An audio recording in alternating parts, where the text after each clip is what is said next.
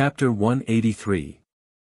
There were a lot of pottery around, as well as painted pottery with various patterns. Pottery figurines, pottery reliefs, and many colorful paintings that represented the characteristics of each tribe were not only practical, but also beautiful in form, with the mysterious and magical artistic colors of this world. Those spherical or hemispherical pottery were used as containers to carry more objects, and those with ears were used to tie ropes. Not only these common objects, but also some more creative pottery, such as some pottery utensils for cooking and drinking, and those small, pointy urns. "What's that for?"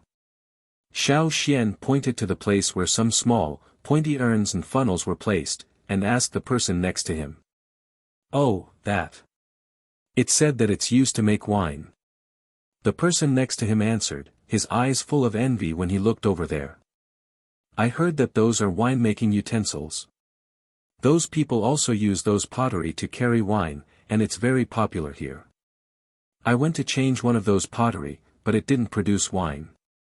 However, it's still more convenient to use that kind of pottery for storage and transportation. It's not easy to flush out the stopper, and the pointy bottom is also more wear-resistant, so it's good to use. I'll change a few more later. If I can produce wine, that'll be great." "What's wine?" Yu was curious. "Wine. A kind of water." That person didn't know either. "I've never drunk it, but the team leader said that wine is made with food. The tribes that can make wine are all big tribes, and they don't lack food." Several young people around also showed envy. They didn't lack food, and they could enjoy material and spiritual enjoyment. Who wouldn't be envious? Many tribes in the central region developed quickly in animal husbandry and agriculture.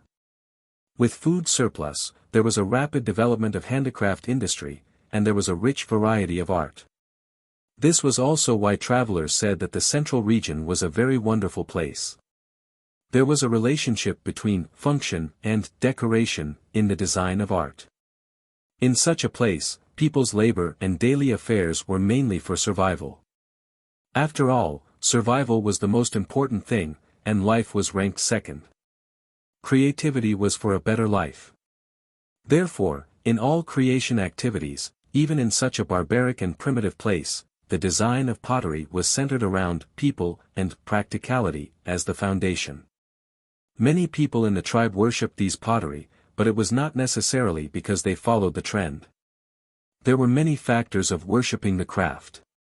Xiao Xian saw a variety of pottery on display. While the old men of the Yanjiao tribe were immersed in their antique pottery, there were already more varieties here. If the old men of the Yanjiao tribe saw this, who knew what they would think, especially Xing, who had shown off his collection of pottery in front of Xiao Xian.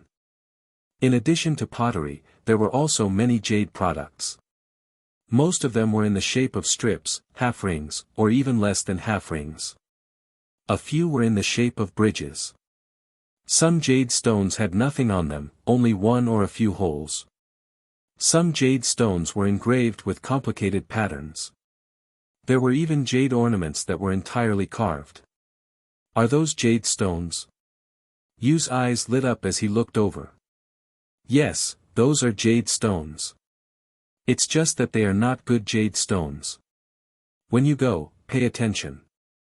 Every person in the Mang tribe is carrying a piece of jade. Most of them are in this shape." That traveler gestured and drew a bridge. "As for those who carry jade stones like this, you should stay far away from them." He then drew a half ring and a circle. "These people belong to the higher ranks in the Mang tribe. Let's not provoke them." The surrounding youths quickly nodded. "Don't just look around. Let's go find a cave to rest in." The experienced traveler called out to the youths who were looking around. "Don't get separated. If you get separated here, you'll be at a disadvantage. You might even lose your life." In this lawless place, everything was naturally decided by strength. The tribes in the central region were generally stronger, so the travelers would gather in large groups to be safer. From here on out, the traveler group would not be so idle. They also did not have the time to pay attention to the scenery. They had to be on guard at all times. There were many people from other tribes around. Anyone could become their enemy. When you were not paying attention, they would stab you, rob you, and then disappear without a trace. It was not uncommon. There was a mountain not far from this market. The mountain was not very high, but there were many caves. Some were naturally formed, and some were dug out by travelers or other people. Some were big, some were small. The Mang tribe and the Eight Limbs tribe would not care about the caves here. Whether the people who came to the market could live in the caves depended on their own strength. If they walked a little further, they would enter the territory of the Mang tribe or the Eight Limbs tribe. There were also built houses, which were safer. But if they wanted to live there, they would have to exchange more things. The travelers were not willing to go there. Xiao Xian followed the group to the front of the mountain. Bang! A man who was beaten until his bones were twisted and covered in blood was thrown down from a high place. He died after 2 strokes. But the others around seemed not to have seen it. They were busy with their own things, talking about their own things. The travelers were not surprised. This kind of thing happened every day. Robbing caves, fighting over things, quarreling because they were not pleasing to the eye. They could see it all the time. But sometimes it was just a small fight, and sometimes it was a life loss. As they approached the mountain, changes gradually took place in the traveling team. The experienced and strong soldiers surrounded the injured or too young and inexperienced people in the middle. At this time, there was no division of tribes. Since they came together, they naturally had a cooperative relationship. Here, they had to be united, or they would be at a disadvantage. There were big and small caves. There were hundreds of people in this group, so they naturally needed a big cave to live in. And the competition for a big cave was also very fierce. The few leaders at the front of the group looked up the mountain. Experienced travelers could guess the general distribution of power at a glance from the people walking around outside the cave. They couldn't afford to offend those who were too strong, and those who were too weak definitely didn't live in a big place. Therefore, they targeted those groups that were not too strong but still had some ability to make a move. Over there. Fan Ning pointed in a direction. The other leaders also nodded in agreement, indicating their own people to follow. A large group of hundreds of people coming over would inevitably attract some attention. Some people had some impression of this group and were more familiar with them. They could guess their style of doing things. And some of the newcomers were asking around. To stand firm in this chaotic place, it was necessary to know yourself and know your enemy. Some of the young people who came here for the first time, the novelty and excitement at the beginning had already been affected by the oppressive gazes and the strange atmosphere around them. They did not even dare to look at those people. Raise your head, don't look like a coward. You're throwing the face of the tribe. Someone in the group said in a low voice. Xiao Xian looked at the other people on the mountain. They all looked like humans. No one had an extra pair of hands or a missing pair of legs. But, there were still obvious differences in their facial features and figures. Some people had makeup on their faces, some did not. Their clothing also had different tendencies. With a rough look, one could see that this was really a hodgepodge place. It was Xiao Xian's first time seeing so many people from different tribes in one place. Walking up the mountain a little, the group went straight to a slightly bigger cave. At the entrance of that cave, there were a few people sitting. Seeing the large group going over, they also called out to the people inside the cave to come out. We'll take this cave. A tall and skinny person walked out and said. Oh, Fan Ning continued to lead the group forward. Now, this is ours. Needless to say, the fight had already begun. A figure suddenly shot out from the cave. With a sound of breaking air, it rushed towards Fan Ning, who was at the front of the group. Feeling this sudden gust of wind, Fan Ning's eyes slightly narrowed.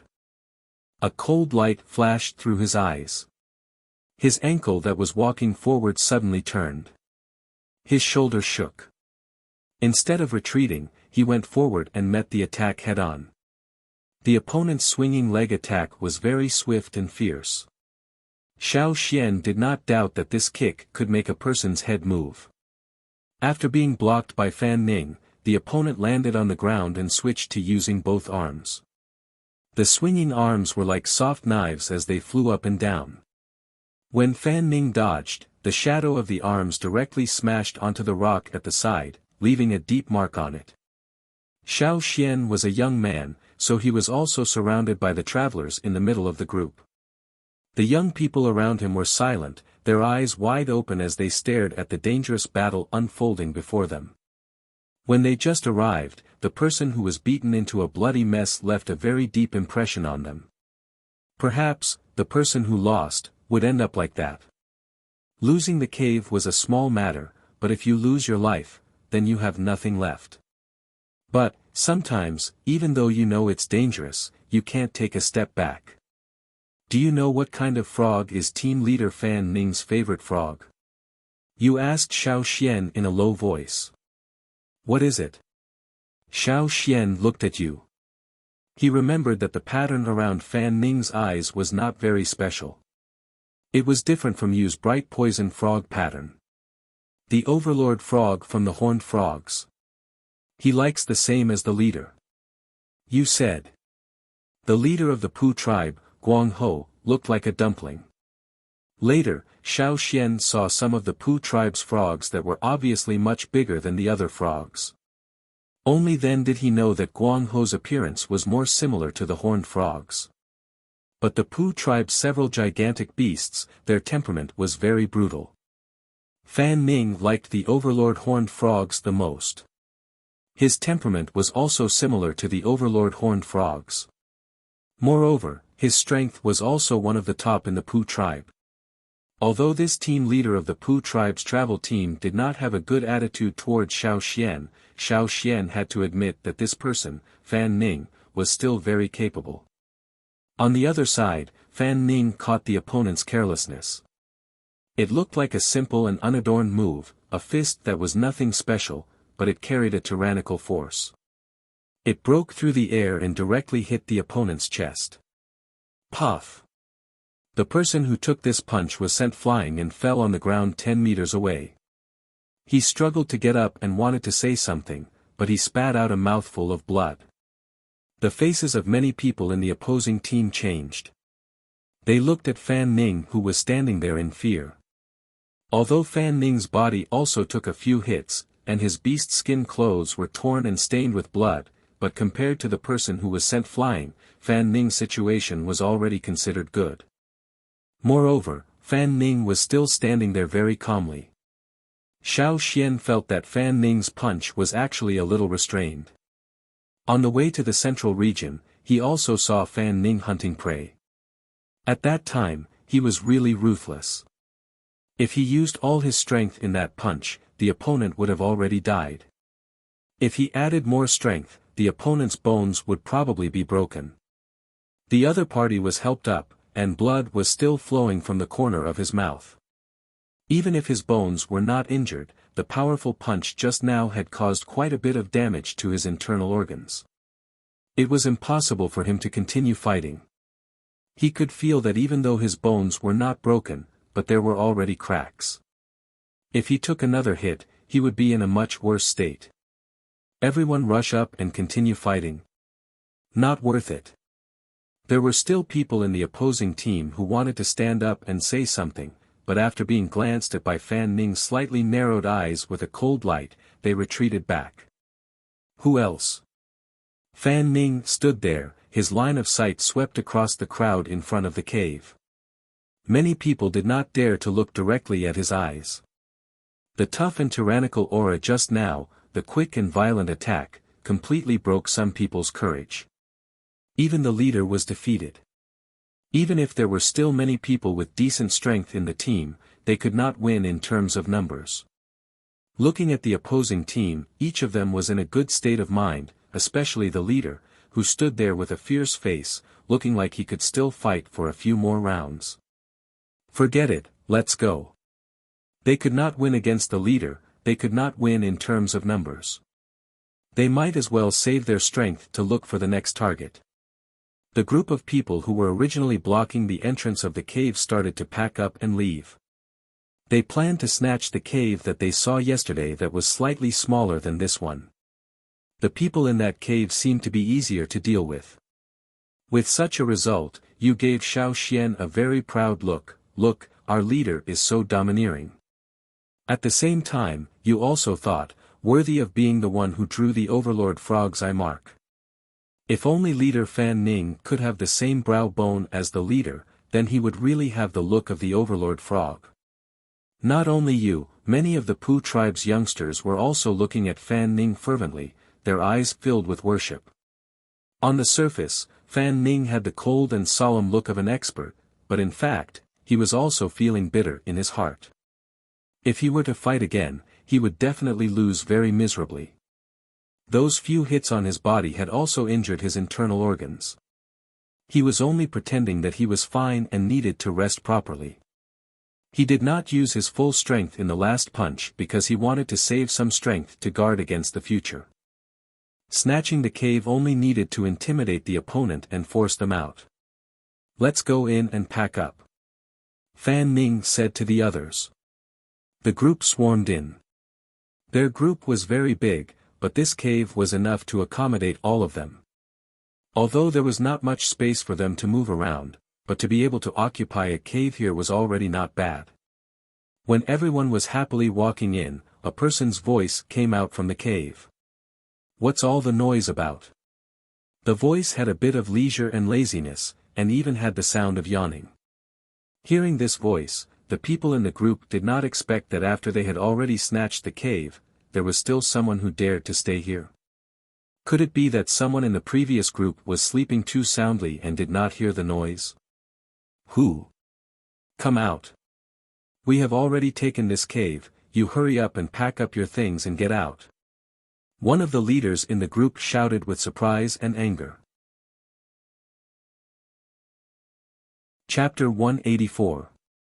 Tap, tap, tap, the sound of footsteps came from inside the cave. The person inside the cave was walking out step by step. His footsteps were neither fast nor slow, with a hint of carelessness.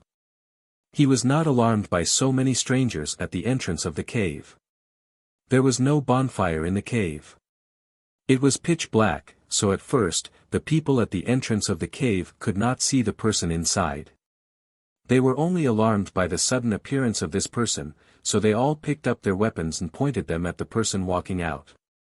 In a place like this, even an inconspicuous person could cause you trouble, so you had to be cautious.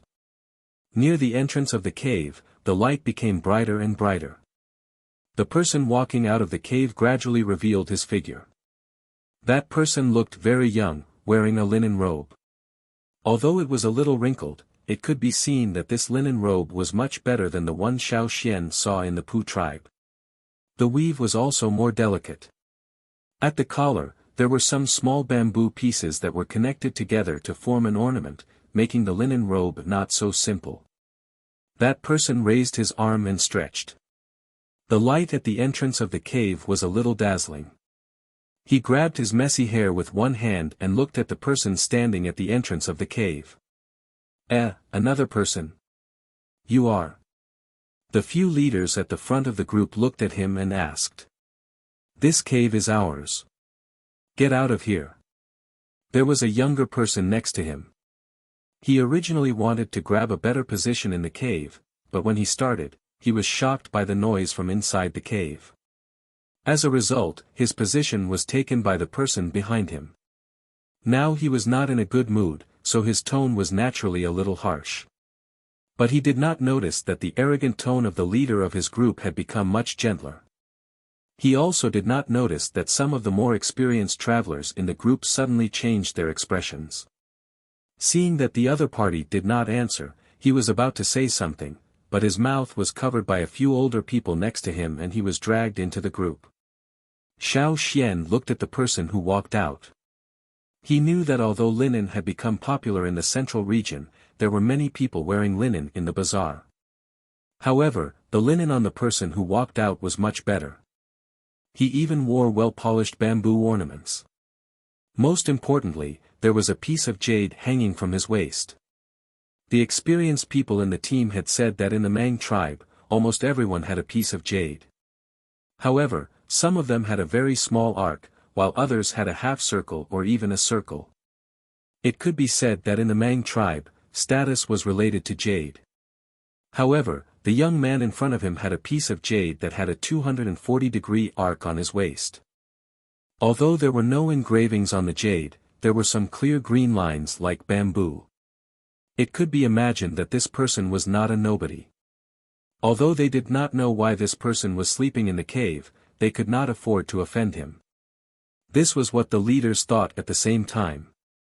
That person seemed to casually glance at the team of travelers and said, "I have already slept well. You can go in." No one in the team walked in, but following that person's footsteps, the team that was blocking the entrance of the cave quickly made a path for him. Some young people who did not know what was going on were pulled away by the older people around them. With no one blocking the entrance of the cave, more light from outside the cave shone in. This also allowed everyone to see this strange young man more clearly. He was quite white and did not look strong. He also did not feel strong. He did not have the imposing manner of the leader Fan Ning and the others. He was dressed well, but they did not know why everyone was so afraid of him. When everyone's eyes swept over the piece of jade hanging from his waist, the people who were cursing in their hearts just now lowered their eyelids and did not look at him. For a moment, the cave quieted down. The people who were discussing excitedly just now also shut their mouths. The atmosphere was somewhat tense. Ta-ta-ta, the sound of the other person walking slowly was very clear to everyone. Even the noise outside the cave could not cover the sound of the footsteps. Suddenly, the person who was walking out of the cave stopped in his tracks and looked sideways at the team of travelers. The few leaders at the front of the team suddenly felt nervous. They exchanged glances and thought about what they should do if something unexpected happened. But they did not expect that the other person only looked at a place in the team and smiled meaningfully. "You have guts. When you go out, don't walk alone." The other people in the team followed that person's gaze and looked at a place. There, Xiao Xian was standing with a frown. After saying that sentence, that person left. He went out and stood outside the cave to stretch his body. He moved his arms and looked down the mountain. Then he jumped. This place was halfway up the mountain. The slope was a little steep. There was still some height from the ground below. However, when the people outside the cave looked down, they did not see that person's figure. "Don't look anymore. He has already left," Fan Ning said and walked in front of Xiao Xian. His face was cold. Probably because he was injured, his face looked worse. "Have you offended the people of the Mang tribe?" "No, it's my first time here. I have never seen anyone from the Mang tribe before." Xiao Xian was also puzzled. That person only spoke halfway. How could he know what he was talking about? "It's best that you haven't offended them." Fan Ning snorted heavily.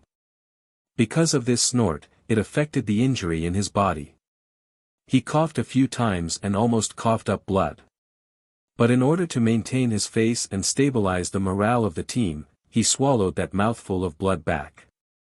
"Let's clean up the cave," a leader in front said. Worried that there would be other people in the cave, they lit a fire and walked in with torches.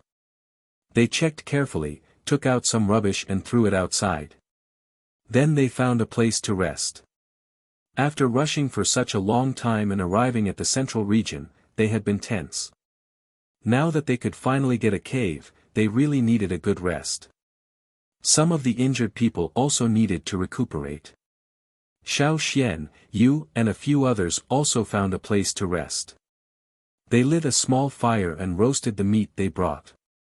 Only when they were full would they have strength. "Xiao Xian, you really don't know that person?"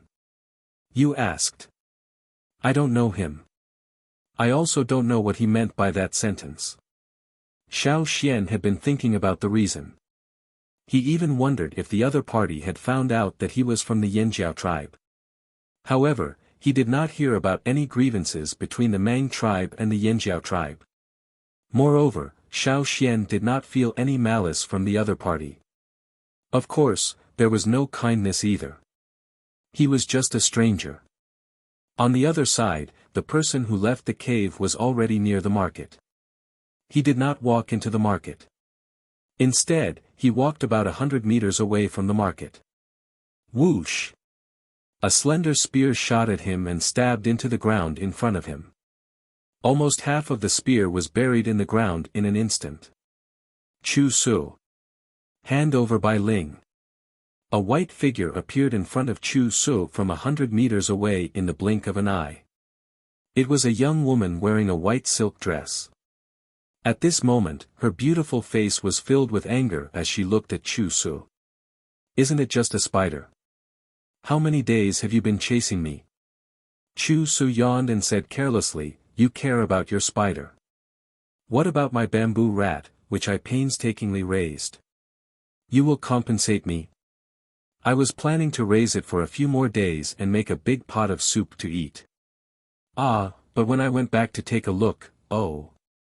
There are only bones left. Chu Su's face turned cold as he said the last sentence. I can compensate you with my silk dress for your bamboo rat. The woman in white softened her tone and said. Hey, do you think everyone cares about the smell of spiders in your tribe? Do you think the Mang tribe has nothing good? No matter what, you have to hand over Bai Ling today. The woman in white didn't back down. Do you think I'm afraid of you? Wait. Before the woman took action, Chu Su quickly stopped her. Looking at the sky, Chu Su's line of sight stopped at a certain place. His angry face revealed a smile as he raised his palm. After a breath, a green figure flashed by and finally stopped on Chu Su's palm. It was a bird less than the size of a palm. Its wings were like knives and its tail was like a swallow's. Because of its small size, it was easy to mistake it for an insect if one didn't look carefully. What did you find? Chu Su touched the bird's head with his finger and said. The bird chirped and pecked Chu Su's finger lightly. I finally found those thieves. Chu Su's face was filled with joy. I have something to do. I won't talk to you anymore. Here you go. While speaking, Chu Su took out a white ball from a hide bag hidden in his clothes and threw it to the woman in white. The woman in white quickly caught it and looked at the white ball in her hand. It was originally a spider covered with long white hair, but now it was wrapped into a fist-sized ball. Moreover, there were several bamboo thorns on its body. It was these few bamboo thorns that caused the white spider to suffer great pain. Chu Su. The woman in white was even angrier. What are you yelling for? It's not dead yet. It's much better than my poor bamboo rats. It should be punished for eating so many of my bamboo rats. Will it die if I stab it a few times? It deserves to die. The woman in white didn't have time to say anything else. She just held back her anger and pulled out a few thin bamboo thorns on the white ball. After a while, the white ball gradually opened, and long legs with white hair stretched out. The fist-sized white ball expanded more than twice. See, it's not dead yet. If it eats my bamboo rats next time, I'll stab it to death. Chu Su didn't want to stay here any longer. He put away the bag. I'm going to catch the thief. I'd like to see who dares to steal my bamboo rats. Do you really think I have a good temper? The green bird had already taken off, and Chu Su followed closely behind. The woman in white hesitated for a moment, but she also followed. She also found that some of the spider webs in the tribe had been taken by someone. She didn't know if it was the same as the people in the Mang tribe who stole the jade stones and bamboo rats. After Xiao Xian ate his food and rested for a while, he went out of the cave with you and the others. The travel team was divided into two groups. One group went out to trade, and the other group stayed in the cave. They took turns to go out in the morning and afternoon. Now, Fan Ning took the people of the Pu tribe out. They would first trade a batch of goods in this market. The things that were popular in the central region might not be popular when they brought them back. They had to choose according to the habits and preferences of the tribes along the river. This way, they could exchange for more things when they brought them back. Just like the coarse linen cloth that Xiao Xian saw before, it was nothing here. They could casually exchange it for something else, but when they brought it back, they could exchange it for a good water moonstone, and the water moonstone could be exchanged for even more good things. Because there was no unified currency, the transactions that Xiao Xian saw were all kinds of strange items. Sometimes the buyer would take out something that the seller didn't like, so the transaction wouldn't be successful. The things that you took out from the frogs were more popular, so the transaction went smoothly. The drumming tribe's water moonstones were even more successful. If there were enough of them, Xiao Xian felt that the drumming tribe's water moonstones could be used as a unified currency. No matter which tribe the seller came from, if Xiao Xian wanted to trade with the other party, he could take out the water moonstone and succeed. No wonder the people of the Pu tribe were so excited every time they saw the people of the drumming tribe. The water moonstone was too versatile. One level higher than the water moonstone was the jade of the Mang tribe. It was also versatile in transactions, but it was much more expensive than the water moonstone. Xiao Xian had no interest in linen and pottery, but the jade from the Mang tribe had a calm and peaceful atmosphere. Maybe it had other uses for the totem warriors, but Xiao Xian felt that he didn't need it. He didn't have enough money, so he shouldn't have any ideas about the jade. Xiao Xian was walking with you and the others in the market when a square-faced man came up to them. "Do you need jade?" The man quickly glanced around, as if he was on guard against something. Then he pulled the loose sleeve of his animal skin clothes. Xiao Xian saw a few pieces of jade in the other's sleeve. Jade? Yu was a little confused. He was actually very curious about jade, but the others in the tribe said that jade was not cost-effective, so the people of the Pu tribe basically didn't trade jade. "Forget it, I don't have anything to trade for jade. If I trade for jade, I can't trade for other things." Yu refused. The other people of the Pu tribe also had the same idea, only Xiao Xian seemed to be hesitating. "This jade, how to trade?" Xiao Xian asked. "I saw that the white stone you took out just now is not bad, let's use that. But, it's too eye-catching here, let's go over there." The man pointed to a place. "Xiao Xian, we'll go with you," Yu said. He heard that this kind of transaction in the market was very dangerous, and many times they moved in groups. After thinking about it, Xiao Xian said to Yu and the others, "No, you guys go ahead first, I'll catch up after the transaction. I'm very interested in jade, I want to look at it for a while." Yes, we have a lot of different types of jade, some of them are carefully carved," the man quickly said. "You really don't need us to go with you?" An older man next to you asked Xiao Xian. "I really don't need it, thank you." "Okay." Some transactions in the market may involve some personal secrets. The elder of the Pu tribe did not say anything more, and continued to walk forward with you and the others. When you and the others walked away, Xiao Xian said to the jade trader, "Let's go, but I think that place is good." Xiao Xian pointed to another place, "There are less people there." "That place is also good." The man walked beside Xiao Xian, slightly half a step behind, under the loose animal skin clothes, his finger made a gesture. After leaving the market for some distance, Xiao Xian stopped. In front of him, on his left and right, there was a person, and behind him was the jade trader in the market. Xiao Xian turned to look at the jade trader.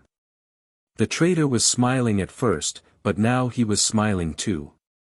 However, there was less friendliness in his smile and more ruthlessness. There were no more jade stones in his loose animal skin coat. 4 people encircled Xiao Xian in the middle, and the encirclement gradually narrowed. "Kid, hand over the things. The man in front said. Xiao Xian did not say anything, nor did he show any panic. Don't hide it, we know exactly what you have on you.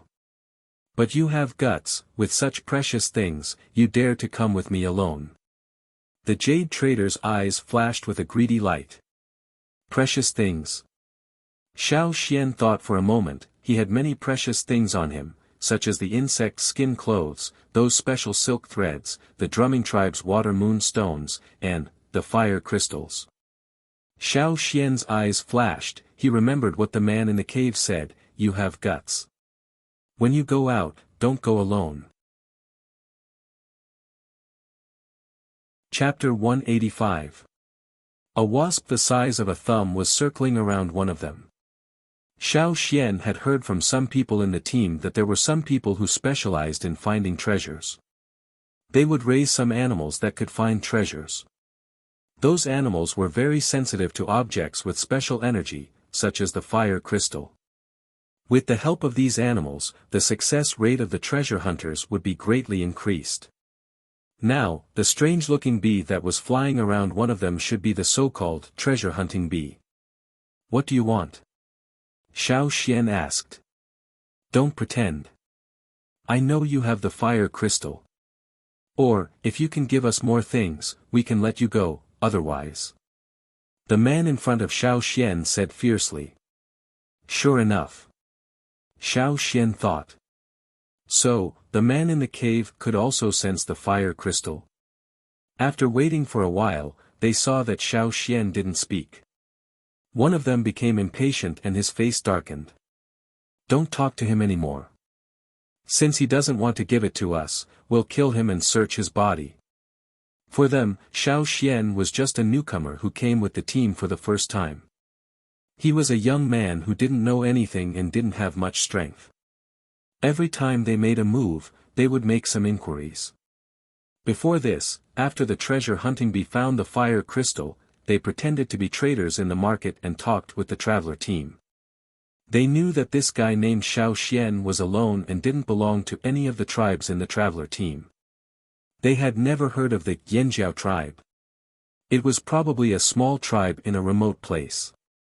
They didn't need to care about it. It didn't matter if they killed people from such a small tribe. They had even plotted against people from some tribes in the central region, let alone a young man from an unknown tribe. As long as they were not from the Mang tribe, Eight Limbs tribe or other powerful tribes, when it was time to attack, they would attack mercilessly. There were no other people walking around. The four of them surrounded Xiao Xian. One of them had a ferocious smile on his face. The muscles on his face and other parts of his body that were not covered by clothes were squirming and bulging strangely. Although they did not inflate like the people of the drumming tribe, they still gave off a very strong feeling. At the same time, some lines appeared on his body. This was a totem warrior with rich experience in robbing. He had a strong murderous aura. Many people who came to the market to trade had been killed by him. His bulging muscles and the obvious totem patterns on his body made him look even more ferocious. He opened his mouth and roared at Xiao Xian. That roar sounded like several wild beasts roaring at the same time. It was an obvious threat. If it was in the past, those people who were stopped by them would have already lost their heads out of fear. Their faces would be filled with fear, and they would even promise to take out even more treasures in exchange for their lives. Of course, in the end, they took the treasures, and their lives. Chu Su stood quietly behind a few short trees about 100 meters away, looking at the 5 people over there. He came here with the cyan bird, but he did not expect to see such a scene. TSK, I kindly reminded him, but he still came out alone. So, this person is stupid. He deserves to lose his life. Chu Su whispered.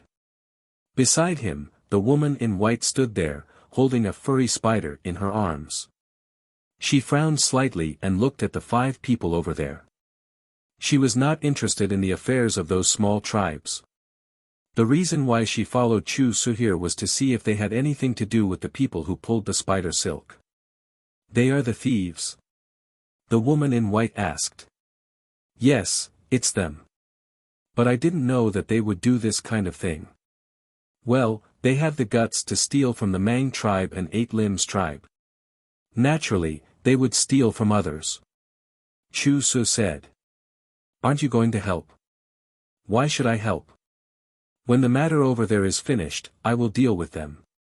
Whether it was Chu Su or the woman in white, for them, people from small tribes did not need their attention. For example, in Chu Su and the woman's eyes, they were civilized people with more technology and rich culture, who thought they were smarter and more powerful, while those from small tribes were stupid and short-sighted barbarians who knew nothing but killing and robbing. The two sides were not at the same level at all. Usually, they did not even bother to say a word to those people. It was rare that he specially reminded them in the cave, but they did not take it seriously. Chu Su was not in the mood to intervene. Looking at the situation over there, the difference in strength between the two sides was too big. It should be over soon. As for whether the surrounded boy was dead or alive, it had nothing to do with him. He was not from his tribe. He could only say that the boy was unlucky and too stupid. After the matter is over, should I do it or you do it? Chu Su asked the person next to him. The woman in white touched the spider in her arms and said casually, half each. Okay. While Chu Su and the woman in white were discussing how to torture and interrogate the thief, Xiao Xian was standing calmly on the other side of the field, looking at the one who had already used his totem power. You want the fire crystal? Well, if you have the ability, come and get it. Xiao Xian said. Seeing Xiao Xian's reaction, the four of them were puzzled, but more than that, they felt that this was a reckless brat who didn't know the difference between life and death. He was so slow and stupid. A roar like that of a lion or tiger came out of the totem warrior's mouth. His originally swollen and taut legs wriggled at this moment and became thicker again. Every muscle was full of strength, and it looked as if it could kick an elephant to death. After a loud roar, he rushed towards Xiao Xian. Every step he took covered several meters. Almost in the blink of an eye, he was in front of Xiao Xian. At this moment, the totem power in Xiao Xian's body rose to the extreme in an instant. On the totem in his mind, the flames suddenly surged fiercely, like adding fuel to firewood. His exposed arm was not as swollen as the opponent's, but the blue veins under his skin intertwined and jumped like dragons. Xiao Xian looked straight at the man who was rushing towards him. This was the first time he saw him, but he had a strong killing intent. The fighting intent in his eyes also spread. If everyone has forgotten the Yanjiao tribe, then let them remember it again, Xiao Xian agreed with the shaman's words. Since they did not remember and did not know each other, then it was better to remind them forcefully. They didn't see any big movements from Xiao Xian, who was standing there. He just turned his body slightly, then stretched out his hand and waved his fist in a very simple way. The man who rushed towards Xiao Xian missed.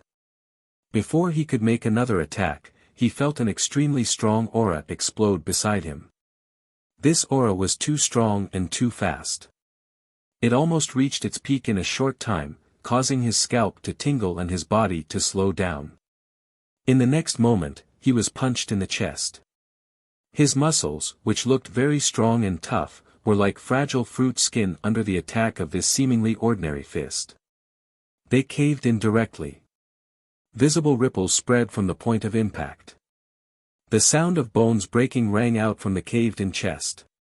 The expression of the man who originally had a murderous look was now frozen. With this heavy punch, his body seemed to curl up slightly as if he had been frightened. His back, which corresponded to his chest, bulged, making him look like a hunchback. A large amount of blood spurted from his mouth. His whole body flew out directly, then fell heavily on the ground 20 meters away and stopped moving. A gust of wind blew by. The fallen leaves in the forest not far away were blown over by the wind. The sound of the leaves rubbing against the ground could be heard clearly at this moment. The surrounding atmosphere seemed to have frozen. For a moment, no one said a word. Chu Su and the woman in white, who were standing behind the bush, looked over with wide eyes. Their eyelids twitched, as if they could not believe what they were seeing. Just a moment ago, Chu Su was still discussing with the people beside him how to torture and interrogate the thief later. He did not care about the situation over there at all. Moreover, they had already sentenced Xiao Xian to death and expected the whole process to be completed in a very short time. Now, it was over there very quickly. However, the killer and the victim were directly reversed. How could the people who could steal, rob, and kill in this place be easy to deal with? However, that ferocious-looking strong man was killed by that harmless-looking boy with one punch. Chu Su himself was not sure if he could do that. Not only Chu Su, but even the woman in white, who had always been dismissive of those unknown small tribes, was also stunned at this moment. She did not even know that she was plucking the white hair of her beloved pet white-haired spider. Her eyes were fixed on that figure over there. Chu Su, are you sure that he is just a person from a small tribe? The woman in white asked. Which person from a small tribe could have such power at such a young age? Moreover, the other party's control of the totemic power was extremely precise. In a very short period of time, it had soared from nothing to the peak. Although they were still some distance away, she could clearly feel the huge change in that instant. It was as if a ferocious beast had suddenly appeared there and disappeared in the next moment. There was no buffer time. Everything was completed in that short moment. If the other party was really from a small tribe, then, that young man should be called a monster in their tribe. Not hearing Chu Su's answer, the woman in white asked again, that person, which tribe is he from? Chu Su swallowed his saliva. I don't know. He just ran to the cave where the travelers rested to avoid trouble. People with a bit of eyesight would not provoke him. During the time when he was sleeping, the people in the cave had changed two groups. He really did not know which group was from which tribe, and he did not want to know at that time. Usually, he ignored the travelers and the people from small tribes. Who knew that he would see such a thing today?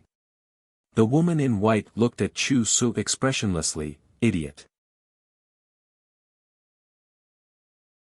Chapter 186. While Chu Su and the woman in white were guessing which tribe Xiao Xian came from, the other three people, who had been completely stunned by the turn of events, finally came to their senses. They had just witnessed with their own eyes how their companion had been killed by this seemingly harmless kid in front of them with one punch. One punch. Without using a knife, without using any other tools or tricks, it was just a simple punch. This kid, who they had regarded as prey, had used only one punch to kill the person who had always been at the front of their group. Their plan had gone awry. They had completely misjudged this person who looked too young. None of them had expected that this kid, who was too young, would be so violent, straightforward and terrifying. It was as if he was demonstrating his strength to someone. At this moment, in the eyes of these three people, Xiao Xian was no longer a naive young man who had just joined the team for the first time, but a predator who was like a ferocious beast. They were bold, but not fearless of death. The three people who had finally reacted roared like monsters, and the totem patterns on their bodies were also revealed. Almost at the same time, the three figures were like high-speed beasts, running in three different directions at the same time, intending to leave this place as quickly as possible. It's too late to run now. The totem power in Xiao Xian's body rose to the peak again, and the fighting spirit in his eyes rose again, even stronger than before. He fixed his gaze on one of them and chased after him, not looking at the other two. The slightly loose animal skin coat produced a rustling sound as Xiao Xian's body moved quickly with the speed of his body. The explosive power from the instant increase also increased his speed to a level faster than the other three. Like a strong gust of wind, he caught up with the person he had targeted. Without waiting for the other person to react, Xiao Xian stretched out his hands, and his arm, which was not as thick as the other person's, was already in front of the other person. The fist that he had just used to hit the other person was swung out again. The other person wanted to block with his arm, but found that the moment his arm came into contact with the other person's fist, it bent and slammed into his chest. Bang! The second person, like the previous one, was almost killed with one blow. It was the same kind of violent method. After killing 2 enemies in a row, Xiao Xian did not stop. When he chased after the third person, he kicked a small stone out of the ground. The stone that was kicked away shot towards the third person like a bullet. Poochie! His thigh was hit by the stone, but it didn't penetrate, which showed how strong his body was. That person only paused for a moment, ignoring the pain in his leg, and continued to flee. He regretted choosing such a prey. In the end, the prey became the hunter, and the 4 of them stepped into the hunter's trap. He now understood that the other party had seen through his intentions from the start. Perhaps the other party had already sensed their presence before he had pretended to be a traitor with the jade stones. He was just pretending not to know. Otherwise, why would he let the other members of the traveling party leave first instead of waiting nearby? That's right, because he was confident that he could take care of the 4 of them. That kid chose such a secluded place. The 4 of them pitifully thought that the other party was an idiot. He knew that Xiao Xian was fast, but he still underestimated Xiao Xian. Just as that person was about to run out of the forest, a leg that was not as thick as his swept towards him, bringing with it a whooshing sound, like those ferocious beasts pouncing on their prey in the forest. Bang! The person who was swept by that leg flew back over 10 meters and fell to the ground. Don't kill me. I have a lot of treasures, jade stones from the Mang tribe, and silk clothes from the 8 Limbs tribe. I just hope that you can spare my life. I can take you to find hidden jade stones. There are a lot, really, a lot. The person who brought Xiao Xian here was now lying on the ground.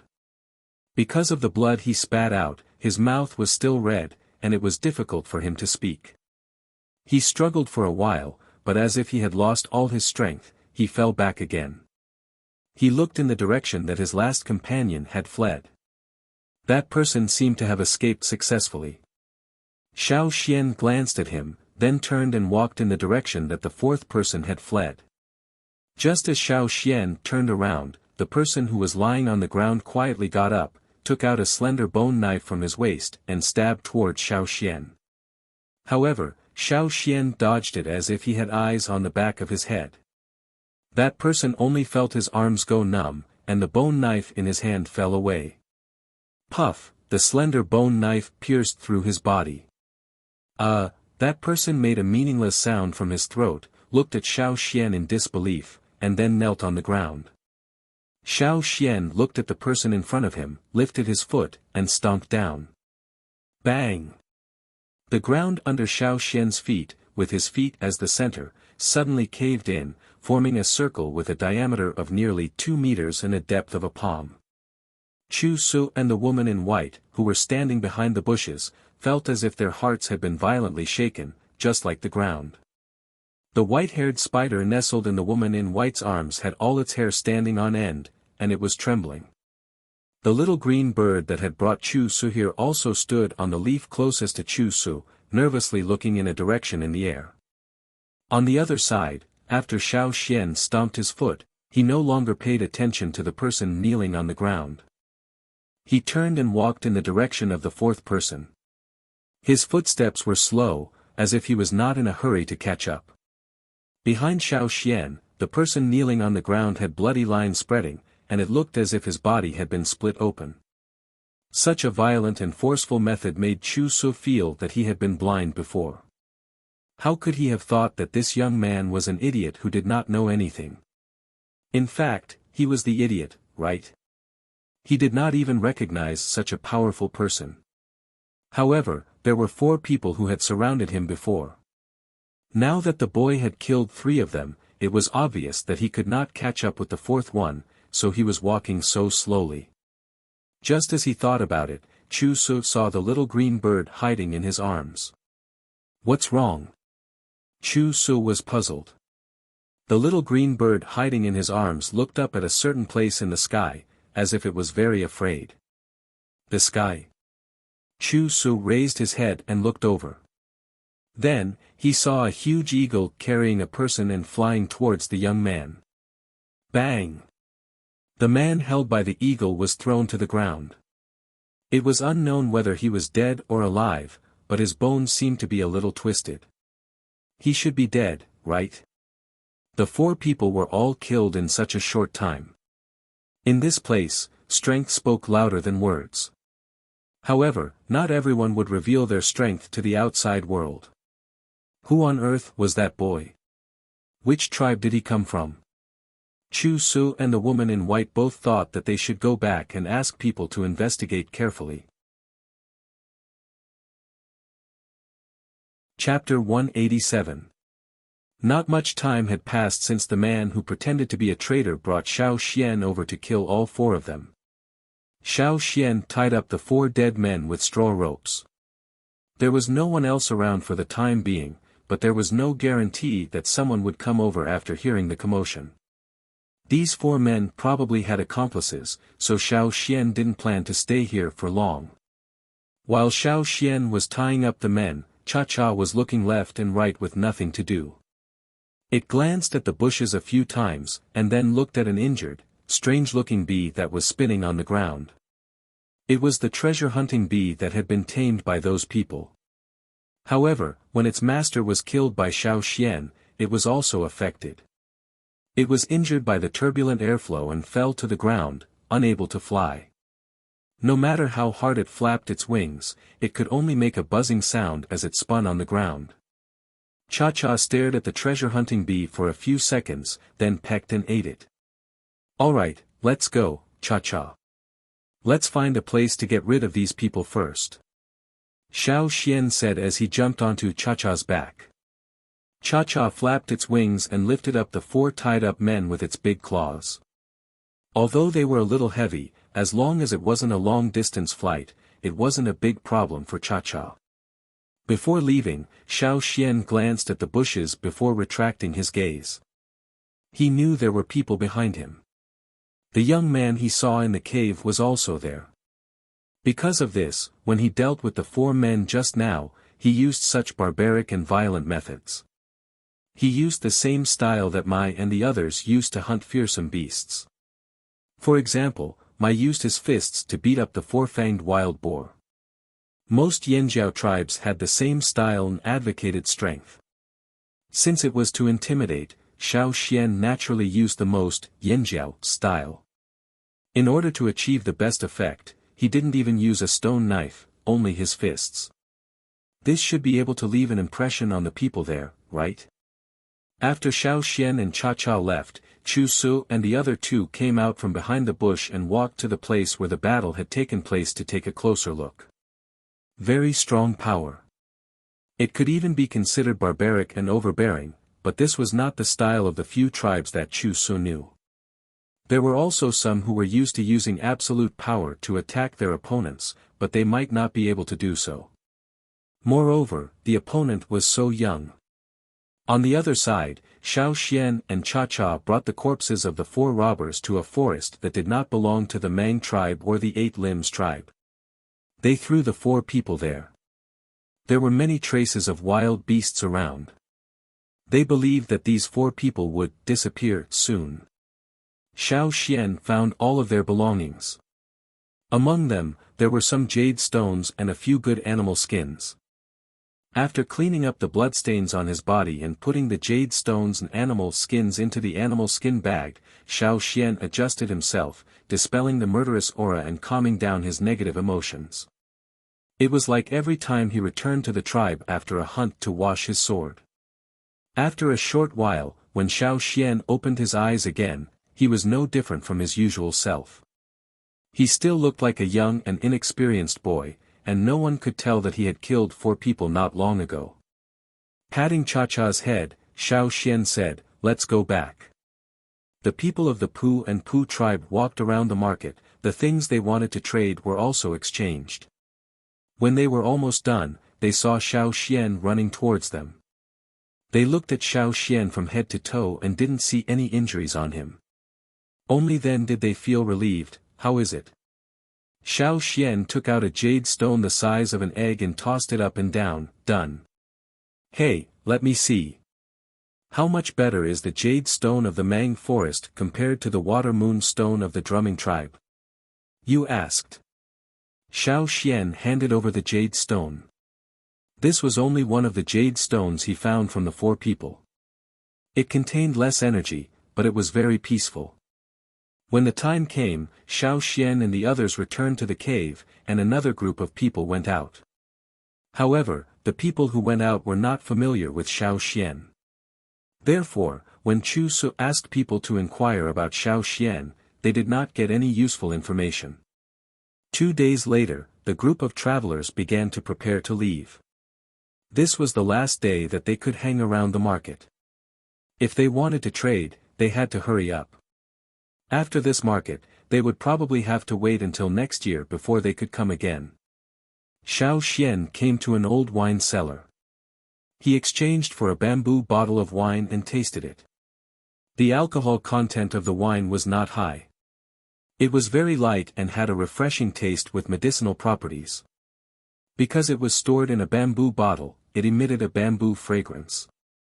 However, it still couldn't compare to the juice of the plants on the other side of the river. When Xiao Xian drank, he also talked with the old man.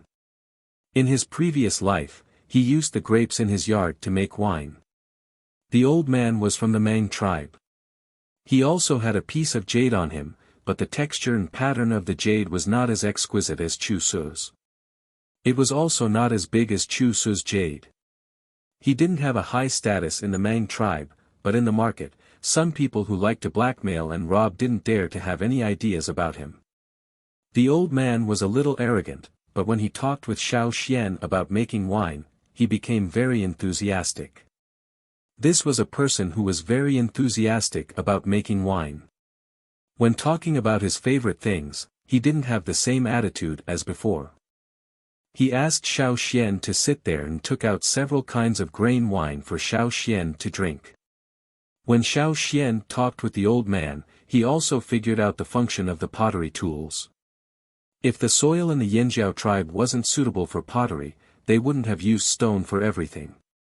While they were talking, a person came to the old man's booth. Hey, you! The old man was annoyed when he was interrupted while talking with Xiao Xian. He was about to scold the person, but when he looked up, he saw a piece of jade hanging on the person in front of the booth. He swallowed his scolding and put on a smile. However, the person in front of the booth didn't pay attention to the old man. He said to Xiao Xian, "Hey, come here. I have something to tell you." Xiao Xian ignored him and continued to drink the wine in the bamboo tube. Seeing Xiao Xian's attitude, Chu Su wanted to scold him, but after thinking for a while, he walked over. When he saw the old man next to him, he waved his hand.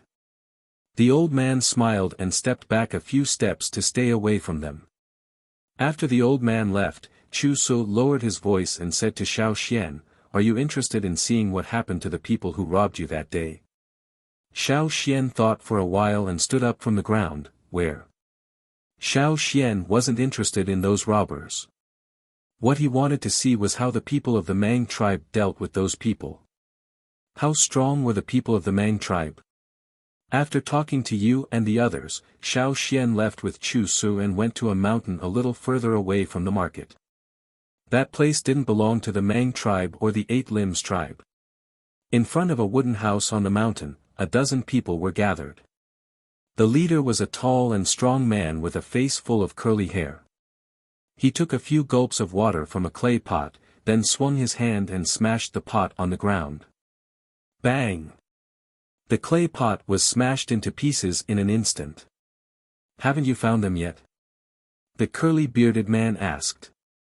His eyes were as sharp as knives as he glanced at the people around him. The person closest to the curly-bearded man trembled and said carefully, "Not yet." Even the treasure-hunting bee didn't come back. The curly-bearded man's tone was very dangerous. He seemed to be suppressing his anger. The treasure-hunting bee that he had trained with great difficulty was taken away by those four good-for-nothings. They said they found the fire crystals, but what happened? They didn't find any fire crystals. The four of them disappeared together with the treasure-hunting bee. They were probably all killed by the killers. When he sent people to look for them, they only found blood in one place. If those four people didn't come back, they probably wouldn't be able to. Big Brother, could it be that the people of the Mang tribe or the Eight Limbs tribe found something? A person said with fear. Could it be that they know we stole it? Another person said worriedly. In that case, we have to move. Someone suggested, if we wait for them to find us, we won't have much chance to escape. Listening to his subordinate's words, the curly-bearded man became angrier and angrier. His eyes turned red and he punched the stone table in front of him. The air rippled and the stone table was broken into small pieces in the blink of an eye. Stone powder flew everywhere. Behave yourselves today. Don't be targeted. After a pause, the curly-bearded man took a deep breath. Pack your things. We'll leave tomorrow. As soon as he finished speaking, there was a whooshing sound coming from all directions. Thin and hard bamboo thorns shot at the people gathered there like rain. Those who reacted fast had already started to resist with the tools in their hands. Those who reacted slowly were directly shot into hedgehogs. However, even if they were shot like this, they didn't die. They still had consciousness, but they couldn't move. If they moved their muscles slightly, they would feel pain all over their body. And every time they moved, their blood would flow out along those bamboo thorns. Such thin and hard bamboo thorns could only be made by those special bamboos in the Mang forest. People of the Mang tribe. At this moment, without the curly-bearded man's words, the people around scattered and rushed in all directions, hoping that the encirclement there would be weaker and give them a chance to escape. However, before they could run far, they were all tied up by the thin threads. Before they could struggle, they were knocked out or killed directly. Those who wanted to rush out of the encirclement with speed were cut into pieces by the thin threads when they passed between two big trees. Xiao Xian could still hear the sound of the strings breaking. The threads cut through the people, but they also broke because of the fast and strong impact. Not only the Mang tribe, even the people of the Eight Limbs tribe came. A sense of despair rose in the hearts of everyone who was surrounded. But they didn't understand why the Mang tribe and the Eight Limbs tribe would unite to treat them so seriously. They had only stolen a few pieces of jade that were not of good quality, and they had only taken 2 strands of spider silk. Could it be that because of this, they had incurred the wrath of these 2 large tribes? When the curly-bearded man was escaping, he was also tied up by some thin threads. He roared, and the muscles covered by the black totem patterns on his body suddenly jumped, as if they were ready to attack. Another roar, like a volcano that had been accumulating power for a long time, suddenly erupted. The dense sound of the strings breaking sounded, and he actually broke free from these thin threads. Although there were some cuts on his body, it didn't affect him much. However, just when he broke free from the threads, he heard the slight sound of the wind being cut diagonally behind him. The curly-bearded man instinctively felt the danger, especially at his neck. He suddenly felt a chill. This sudden change shocked him. Obviously, the people who found them this time were not simple people from the Mang tribe. They wanted to completely encircle and annihilate them, and even kill them.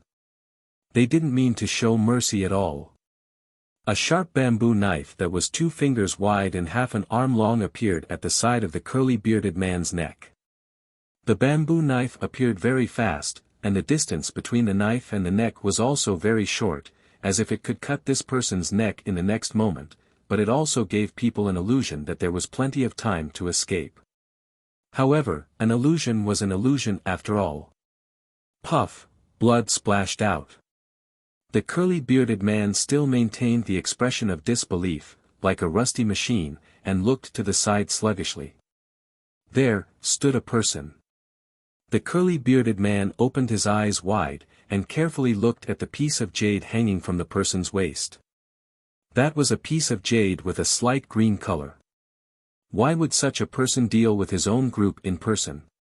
Although this group of people had killed many people and cheated a few people from the Mang tribe and the Eight Limbs tribe, for the sake of caution, after coming here, they absolutely didn't kill the people from these two tribes. However, today, the Mang tribe sent such a person to encircle and annihilate them in person. Generally speaking, such people shouldn't have put them in their eyes. With their arrogance, why would they need to do this? Until death, the curly-bearded man still couldn't figure out why he provoked the person wearing the jade. Bang! The curly-bearded man fell to the ground. The person wearing the jade shook off the few bloodstains on the bamboo knife, and didn't care about the remaining bloodstains on the bamboo knife, and looked around. Those who were encircled were either dead or dizzy. Not only the dead curly-bearded man, but also Xiao Xian, who stood not far away and looked over there, didn't understand. The strength gap was too big. If they were in the Yanjiao tribe, only people like Tua and Kiki could solve it. Uncle Huang Yi, how is it? Chu Su asked. The person holding the bamboo knife and wearing the jade shook his head. It's not them. It's not them. Chu Su was confused. If it's not them, who else can it be? They are the only ones who have entered the forest. Several of my bamboo rats have been eaten by them. They don't have that ability yet. Huang Yi said. Because he was sure that it wasn't them, he didn't show any mercy and directly killed the people here instead of taking them back for interrogation. Then who else could it be? Chu Su thought, glancing at Xiao Xian next to him, and denied it in his heart. No, it's not this guy. Although this guy is strong, he can't sneak into the depths of the forest quietly to steal a few good pieces of jade. This matter had infuriated the leader so much that he had flipped out. Could it be? Chu Su suddenly thought of a name. Huang Yi sighed in a low voice, it may be a thief. Chu Su was a little frustrated. If it was a thief, it would not be so easy to catch him. Pack up and go back. Huang Yi called the others. Chapter 188. After saying a few words to the leader of the Eight Limbs tribe, Huang Yi turned his head and intended to say something to Chu Su. However, his sight fell on Xiao Xian, who was standing beside Chu Su, especially on Xiao Xian's animal skin clothes. His sight stayed on Xiao Xian for 2 more seconds, and he frowned discontentedly, thinking, how could Chu Su know people from such a small tribe? Thinking of this, Huang Yi glanced at Xiao Xian again. Except for his clothes, which were very small tribe style, he didn't see anything special about Xiao Xian. Seeing that Xiao Xian was still staring at the clothes of the totem warriors of the Mang tribe and the Eight Limbs tribe, Huang Yi was more sure that this was an ignorant person. Without giving Xiao Xian more sight, Huang Yi looked around and found nothing useful, so he left with his people. And the people of the Eight Limbs tribe didn't give Xiao Xian more than a glance, and they packed up and planned to leave. Little Su, let's go. The people of the Eight Limbs tribe said to the woman in white who was holding the white-haired spider. You go first, I have something else to do. Okay, then we'll go back first. After the people of the Mang tribe and the Eight Limbs tribe left, there were only 3 people left, Xiao Xian, Chu Su and Su of the Eight Limbs tribe. Chu Su winked at Su, asking her to test Xiao Xian. Unfortunately, Su didn't move.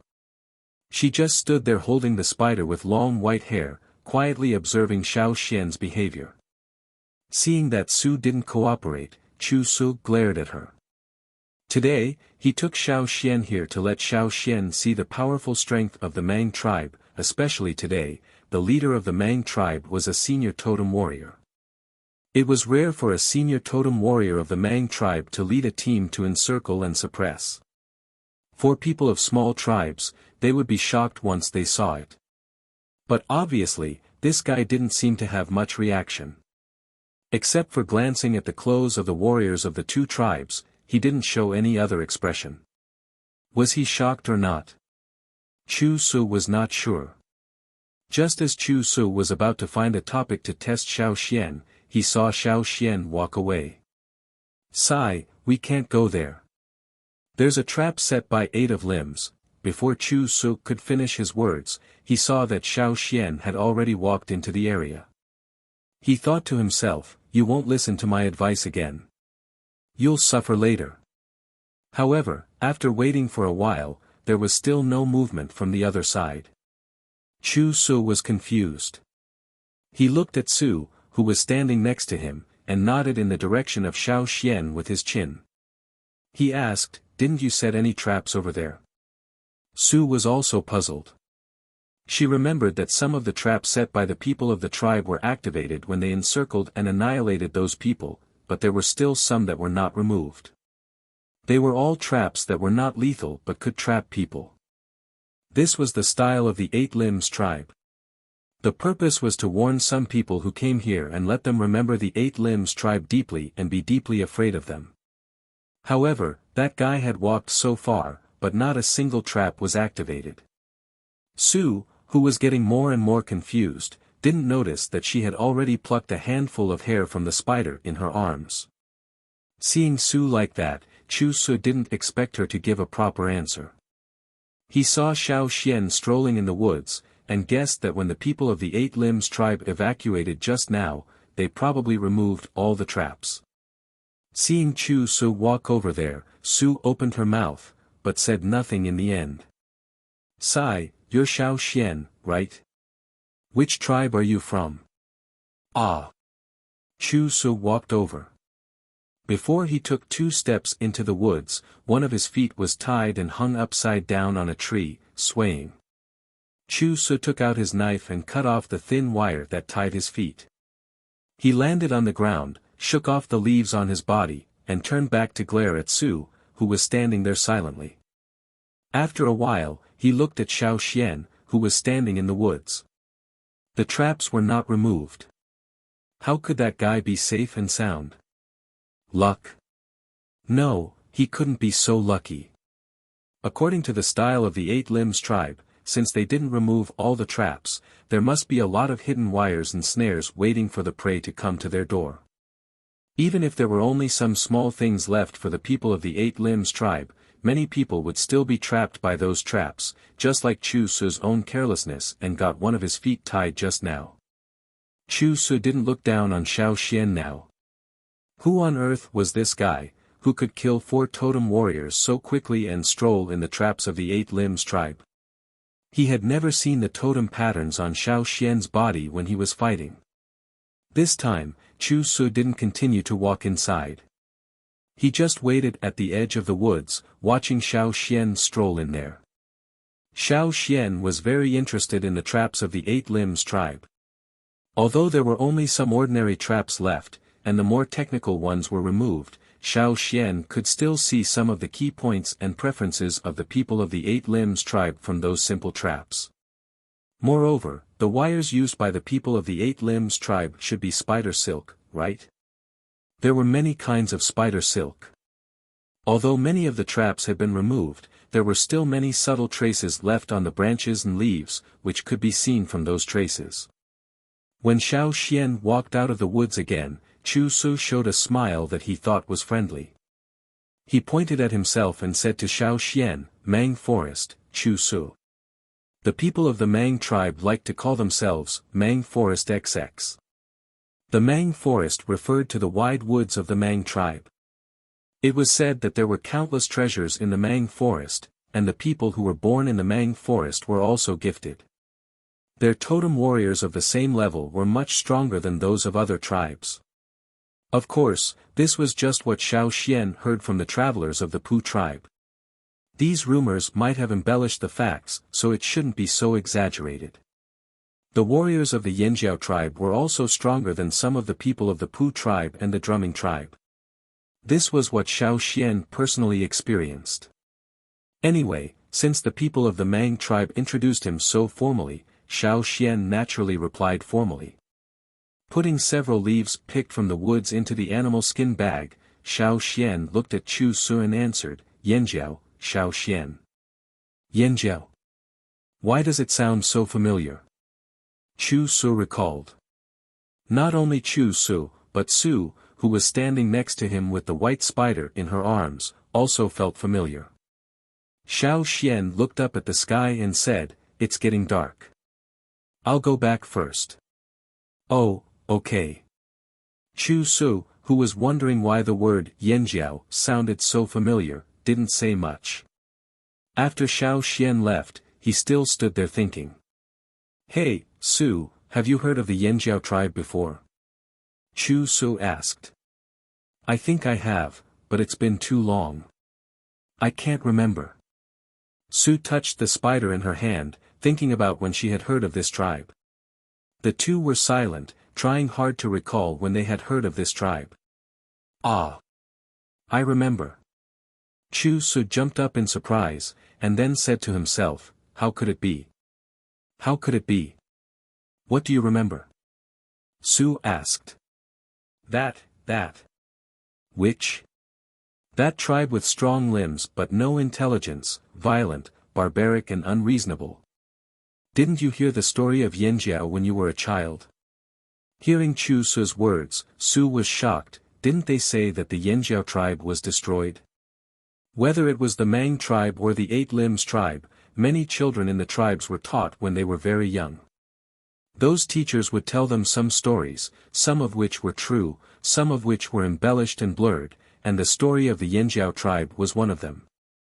It was said that the Yanjiao tribe was one of the famous tribes in the central region at that time, which was at the same level as the Mang tribe, the Eight Limbs tribe and the Thousand Masks tribe. However, the tribe was very barbaric. The shamans in the tribe didn't know anything, and the leader was headstrong. The people in the tribe were all ignorant, arrogant and willful, except for their great strength. Finally, one day, the natural disaster came, and the shamans and the leader in the tribe listened to slanderous words. As a result, the tribe was divided and went on different paths. Later, the tribe was destroyed. Since then, there was one less strong person in the central region. Chu Su and Su were not the only two people who were indoctrinated in this way. Before this, they also thought so. But now, what was the matter with the person who called himself Xiao Xian of the Flaming Horns? When that guy killed people, the totem patterns were very clear, and it didn't look like the destruction of the tribe at all. And his strength was at least at the level of intermediate totem warrior, not inferior to Chu Su, who had just entered the intermediate level. That barbaric and tough style was indeed what they had heard, but ignorant? Not necessarily. That brat had tricked all four of his robbers. The story, which was used as a negative example by the two tribes, seemed to be not what they thought. However, when they were young, when the teachers told the story of Yanjiao, they also sighed with emotion that if the Yanjiao tribe was still there, the situation in the central region would not be like it was now. Thinking of this, Chu Su didn't say more to Su. He had to go back quickly and tell everyone about it. By the way, he asked what the real Yanjiao tribe was like. Not to mention how smart they were, their strength was there, which could not be ignored. If Yanjiao was really still there, if Yanjiao came back, what should they do? After Chu Su left in a hurry, Su also hurried back to the tribe to tell others. Several senior leaders of the Mang tribe were still worried about whether there were robbers in the forest. When they were discussing, Chu Su ran over and told them about Xiao Xian. Just now, they were dissatisfied with Chu Su's recklessness and wanted to scold him, but now their attention was diverted. Xiao Xian of Yanjiao. Is it really that tribe? It's impossible. Didn't they say that the Yanjiao tribe was extinct? People suddenly started to talk about it. Although they were talking about it, they didn't have a definite impression and position. They didn't know what kind of tribe the Yanjiao tribe was, so they were just surprised. The chief on the seat called Chu Su over and asked him in detail. Then, he asked everyone to leave first. He and the shaman went to a solemn stone house, where some things left behind by the ancestors of the Mang tribe were stored. When they came to the place where the scrolls were stored, they opened the lid of a big bamboo box. Inside, there were some scrolls made of special bamboo. At the bottom of the bamboo box, there were scrolls that had not been opened for hundreds of years. The shaman of the Mang tribe took out one of the scrolls in the corner of the bottom floor. Because it had been there for a long time, even the special bamboo and animal skin would inevitably change color, showing a sense of age. When he opened the scroll, what came into view was a picture of two horns wrapped in flames.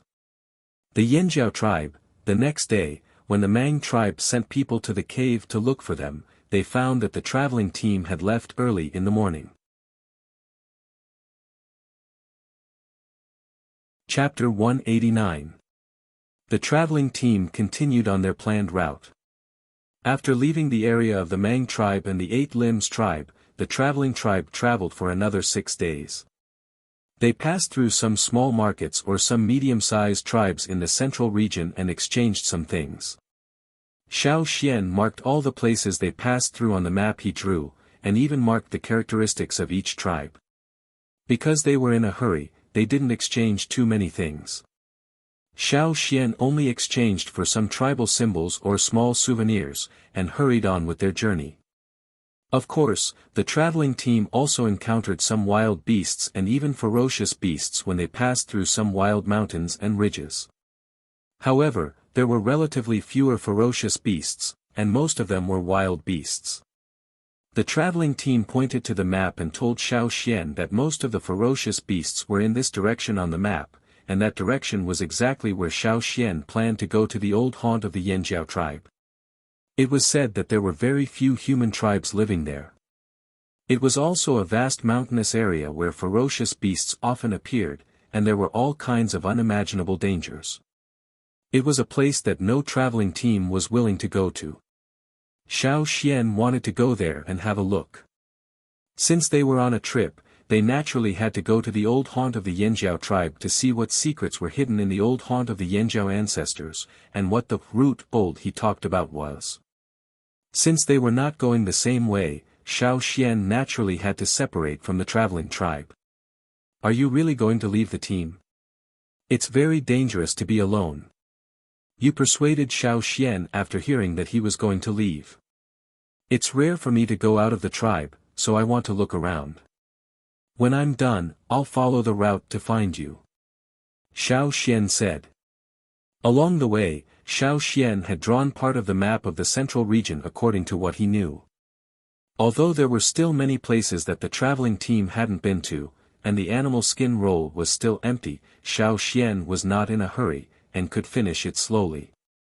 After bidding farewell to the traveling team, Xiao Xian headed in the direction of the old Yanjiao tribe that old he had mentioned.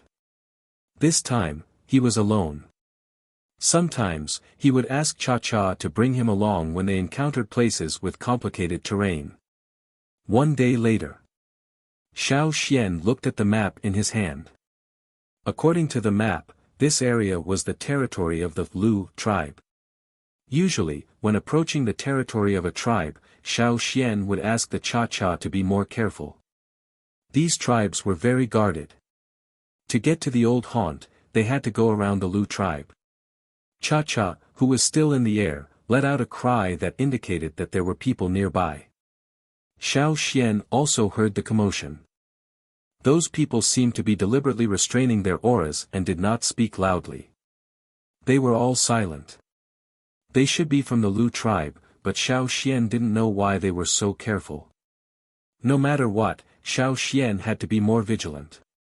Rustle, some sounds of branches and leaves rubbing against each other rang out. There were also the sounds of rapid approaching footsteps. It didn't seem to be made by humans. Xiao Xian jumped onto a tree, intending to take a look from above.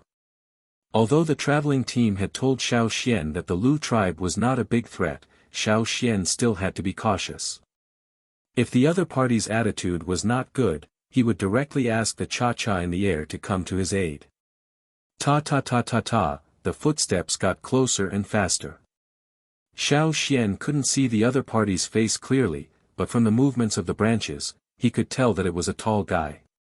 As the footsteps got closer, Xiao Xian hid behind the dense branches and looked out through the gaps between the leaves. Ta-ta-ta-ta-ta, ta-ta-ta, when the other party passed by the tree Xiao Xian was hiding in like the wind, he paused and then turned back. Xiao Xian held the hilt of his knife, wondering if the other party had discovered him. The surrounding trees were not tall, and the one Xiao Xian chose was more suitable for hiding. As he was thinking, Xiao Xian saw the branches below being pulled apart. He lowered his head and saw a big bird's head. The bird was holding a fruit in its beak. The fruit was from this tree. Obviously, this bird only found the fruit, not Xiao Xian. But it didn't expect that when it pulled the branch, it would see the person hiding inside. Just like that, a man and a bird met. Xiao Xian was hiding at least 5 meters above the ground, but this bird's head was less than a meter away from Xiao Xian. This showed how tall this bird was. With Guang's forest raccoons in front of him, Xiao Xian was wary of such a big bird. After the branches below were pulled apart, Xiao Xian held the stone knife and was about to slash at it. However, before Xiao Xian could do anything, the bird let out a shrill squawk. Ignoring the fruit crumbs in its mouth, it turned around and ran away with its big feet. Xiao Xian. What a waste of such a big bird.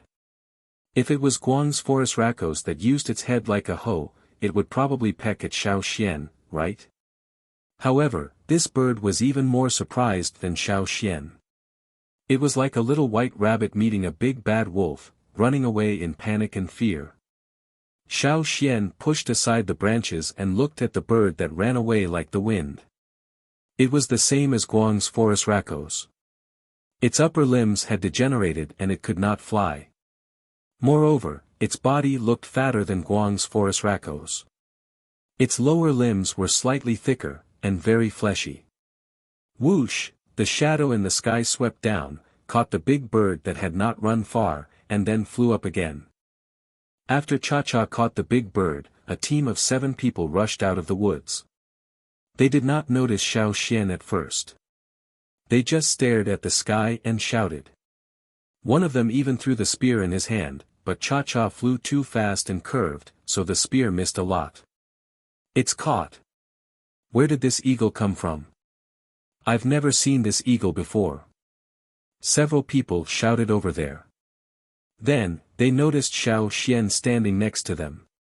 Who are you? One of them asked suspiciously. I'm just passing by. Well, that's my eagle up there. Xiao Xian saw that although the other party looked unhappy, they did not intend to continue throwing spears. He whistled and made a gesture towards the sky. The travelers had said that the Lu tribe had a special status in the central region, and the people of the Lu tribe should be friendly with each other. Cha-Cha caught the struggling bird and circled in the sky before landing.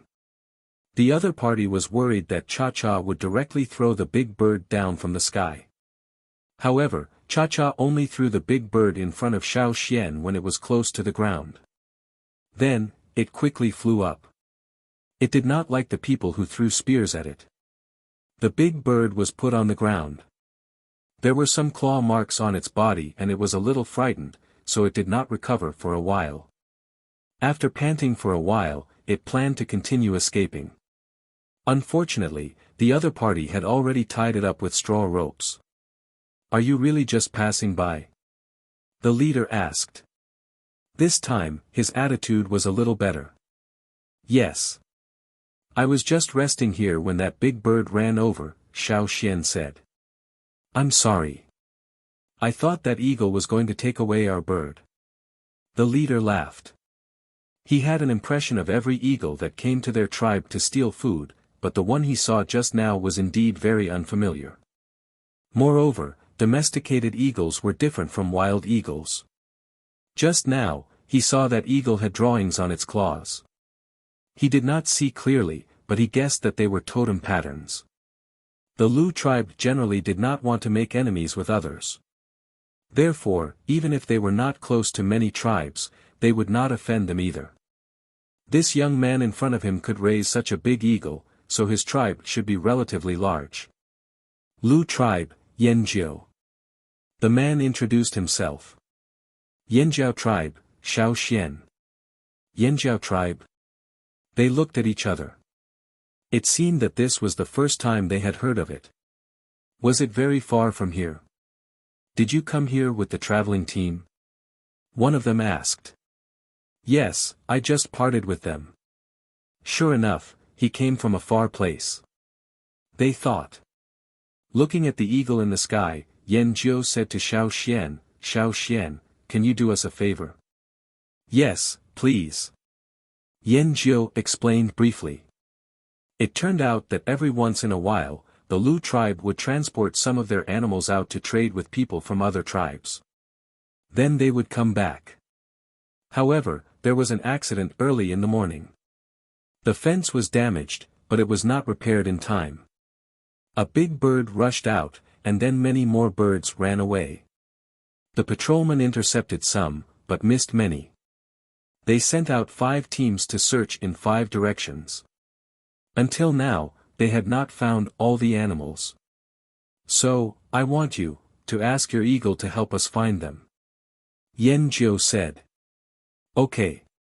This was not a difficult task.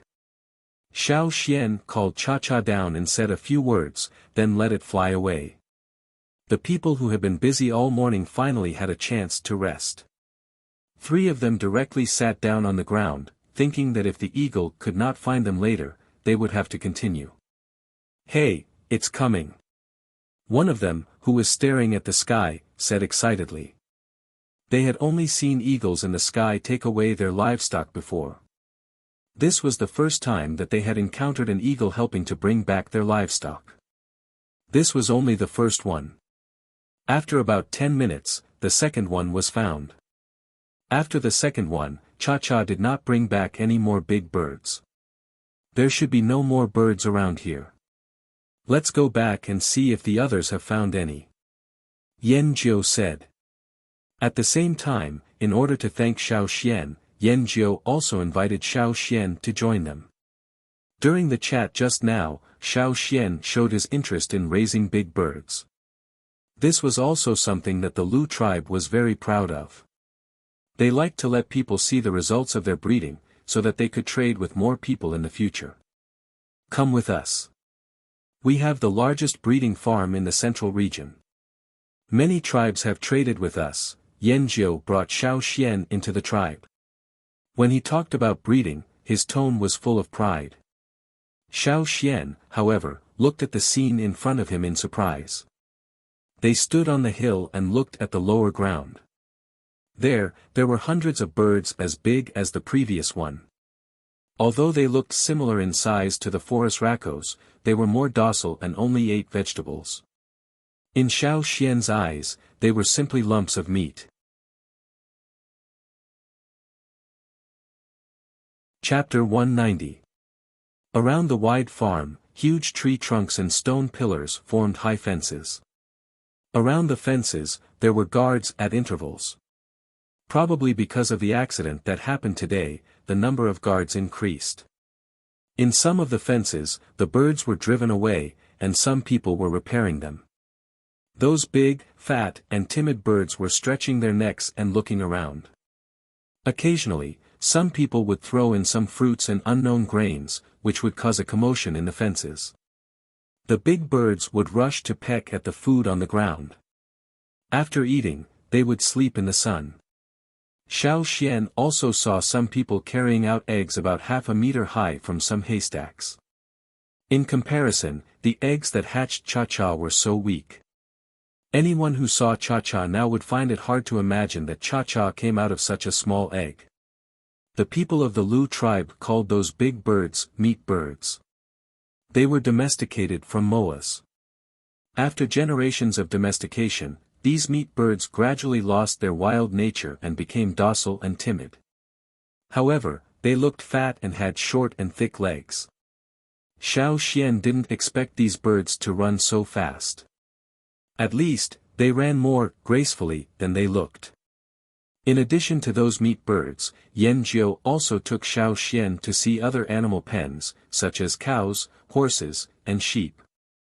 The scale of these pens was not as big as the one in the Feng tribe, but with such rich breeding species and techniques, the people of the Lu tribe would not lack food. How is it? How are the animals in our tribe? Yan Jiu asked Xiao Xian with a proud face. Very good. Xiao Xian answered honestly. Xiao Xian had seen many tribes along the way, and they all knew how to breed animals. However, none of them could compare to the Lu tribe. Because of this, the Lu tribe was able to establish a foothold in the central region and maintain a good relationship with many other tribes. It was said that several large tribes in the central region had friendly relations with the Lu tribe. If the Lu tribe was in danger, they would even send people to help. No one knew whether this was true or not. Just like what Xiao Xian knew, this was not an aggressive tribe. They could even be considered as the good guys in the central region. Of course, the good guys were not without temper. To be able to gain a foothold in the central region, their own strength was indispensable. Are those also raised by you for food? Xiao Xian pointed to a breeding area where giant cows were grazing. There weren't many of them, but they were obviously much larger than the surrounding cows, sheep, and horses. They were very conspicuous. No, those are not all for eating and trading. Most of the time, we use them to pull carriages, Yan Jiu said. Pull a cart. That's right. Look over there. We are preparing the meat bird this time. If it weren't for the unforeseen event, we would have already set off and be on our way. Speaking of this, Yan Jiu's smile faded a little. How could such a thing happen in the animal pen? Did no one discover the breach?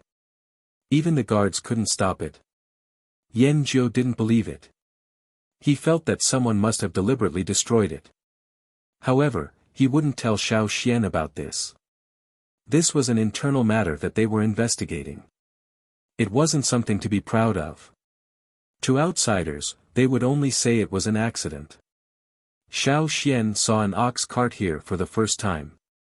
It was a very large ox cart. Even if he didn't see the cart, he could tell the size of the cart just by looking at the deep tracks left on the ground. There were some damaged stone spinning wheels or pottery spinning wheels and other wheel-shaped apparatuses. The stone spinning wheels were specially made and the stone material was relatively hard. There were more pottery spinning wheels, from some small model-like ones to those half the height of a person. There were all kinds of them, and there were even paintings on them. Some of these wheels were used to twist and spin thread. Some were used as wheels to transport food to the animals. Some were also used as wheels to transport heavier goods. The distance between two roughly parallel tracks was more than 4 meters. If they walked a little further, they could hear people talking. They could see people carrying meat birds. Those meat birds had been tied up and couldn't escape. They were carried onto large wooden carts and piled up into a small hill. Yan Jiu caught a soldier who was carrying meat birds and asked, "Have you found all the escaped meat birds?" The soldier wiped the sweat on his forehead and sighed, "Those who went out to search have all come back. Up until now, almost all the ones that ran out have been found. Only one escaped. Only one. That's good enough." Yan Jiu sighed. He looked around and asked again, "By the way, how's the cargo moving?" "It's almost done. We can leave in the afternoon." "Okay, you continue." Yan Jiu didn't say much to the others. In order to thank Xiao Xian for his help today, he treated Xiao Xian to a sumptuous lunch at noon. He also gave Xiao Xian a meat bird and a meat bird egg. The meat bird Xiao Xian gave Cha Cha an extra meal. Giving Xiao Xian something was not just to thank him. Yan Jiu also had his own thoughts. Although they had never heard of the Yanjiao tribe, this tribe was not necessarily weak. Maybe they would have contacts in the future, so it would be good to make friends with them. Knowing that Xiao Xian had left the tribe for a long journey, Yan Jiu didn't ask for details. Many people from other tribes would travel around, especially those from other small tribes on the periphery. They would be brought to the central region by their elders to gain experience. However, few people like Xiao Xian would travel alone. Xiao Xian didn't say where he was going. He just pointed to some places near the old haunt of the Yanjiao tribe. "Our transport team will pass by there. You can go with us." It's safer that way. Besides, the Wuxia tribe is there. People in their tribe have bad tempers. Yan Jiu said. People from the Lu tribe who could be called bad-tempered naturally wouldn't have bad tempers. Inviting people to ride with them was one of the Lu tribe's ways to show their friendliness. Xiao Xian didn't refuse. After thanking them, he helped them carry the tied-up meat birds. Observing these meat birds from a close distance, Xiao Xian found that after they were tied up, they would only cry once or twice.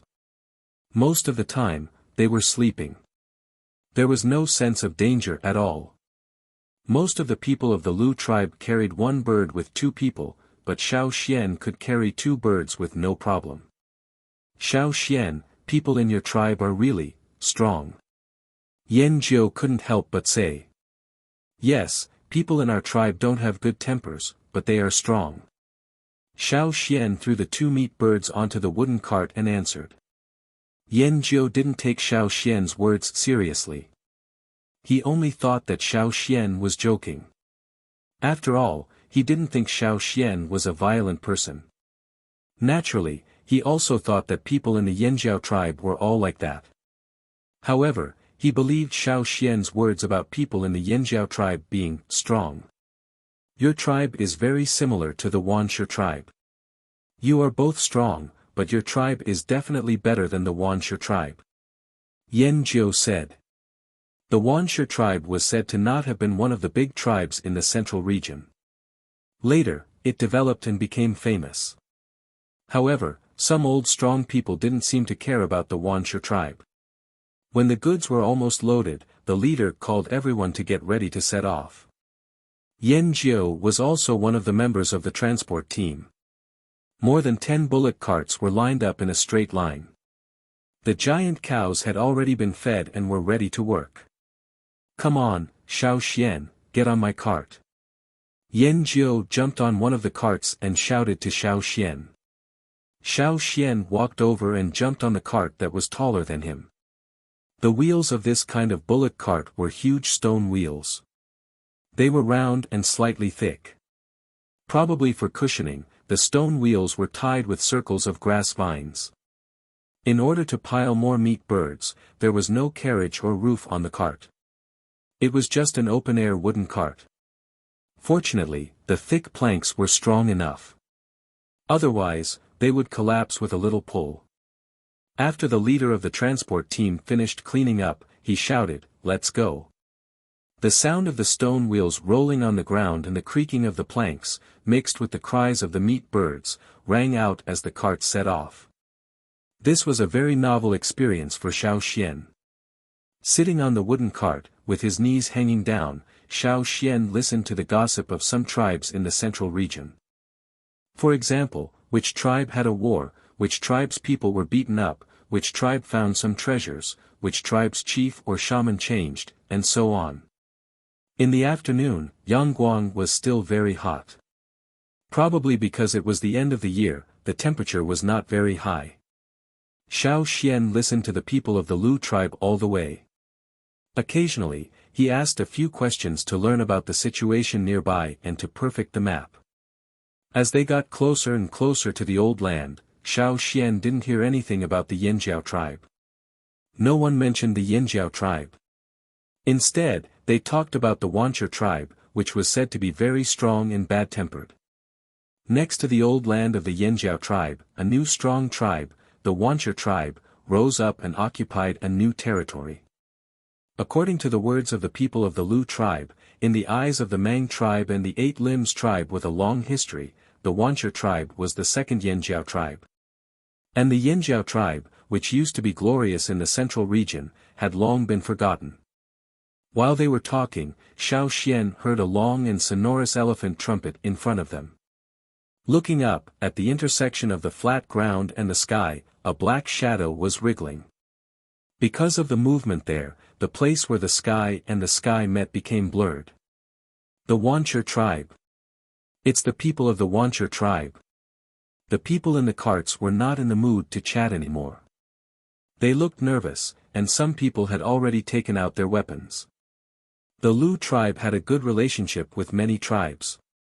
In the central region, many tribes would not attack this nice guy, because he was not a big threat. Even if they wanted to fight for territory, they would not attack the Lu tribe. And the Wuxia tribe was not one of them. Yan Jiu had said that the people of the Wuxia tribe were bad-tempered, and conflicts between the two tribes often happened. Look at them. Are they going to fight with other tribes again? A man in the cart said. They should be. Look at their mammoths, carrying so many things on their backs. Another man said with disgust, if they are strong enough, why don't they hunt the ferocious beasts in the forest? They always rob other tribes. The Wuxia tribe was close to the forest where there were many ferocious beasts. However, they seldom went there to hunt. Every time they had enough food, they would go to other tribes to rob them. They only robbed those tribes that were weaker than them. As for the powerhouses of the big tribes, they would not provoke them. I heard that there was a big tribe in the forest with ferocious beasts a long time ago, but it died out. When will the Wuxia tribe die out? A man whispered. Stop talking. Take care of the things. Yan Jiu whispered to several people in the carts. Got it. The others in the carts answered. Xiao Xian, you should also be careful. Although the Wuxia tribe may not really fight with us, it's always good to be on guard. Yan Jiu looked at Xiao Xian. Yes, I will. Xiao Xian looked at the approaching figures. Because people had been walking here for a long time, it formed a dirt road without grass. The huge mammoths stepped on the road, shaking the dust on the ground.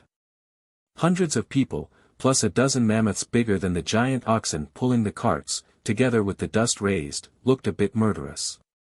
There were so many of them that in order to avoid conflict, the leader of the Lu tribe took the initiative to ask everyone to move aside and give way to the main road.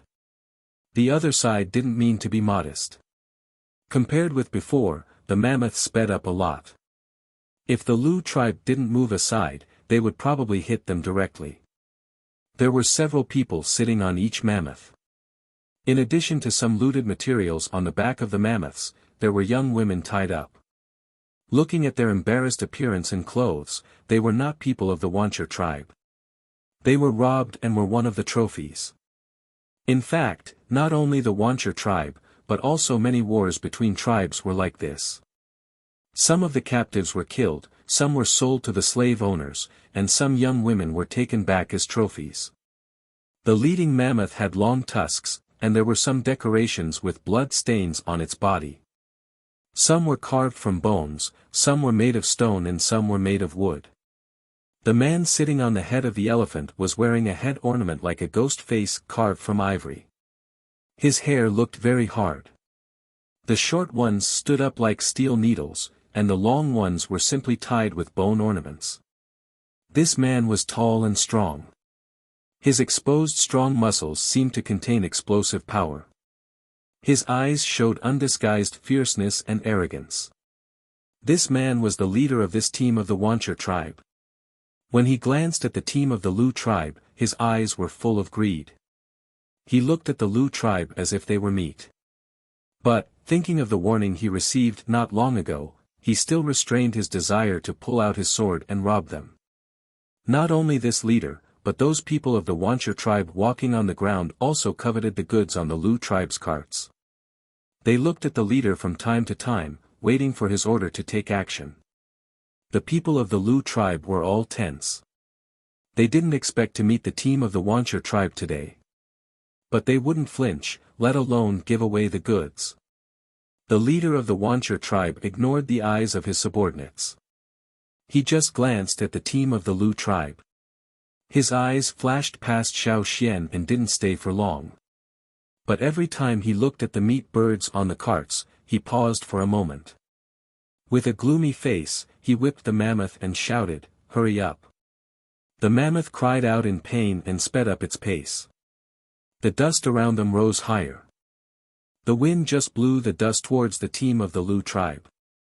The Lu tribe was so angry that they choked several times, but they didn't take any action. They were outnumbered, and the other side was not easy to deal with. They had to endure what they had to endure.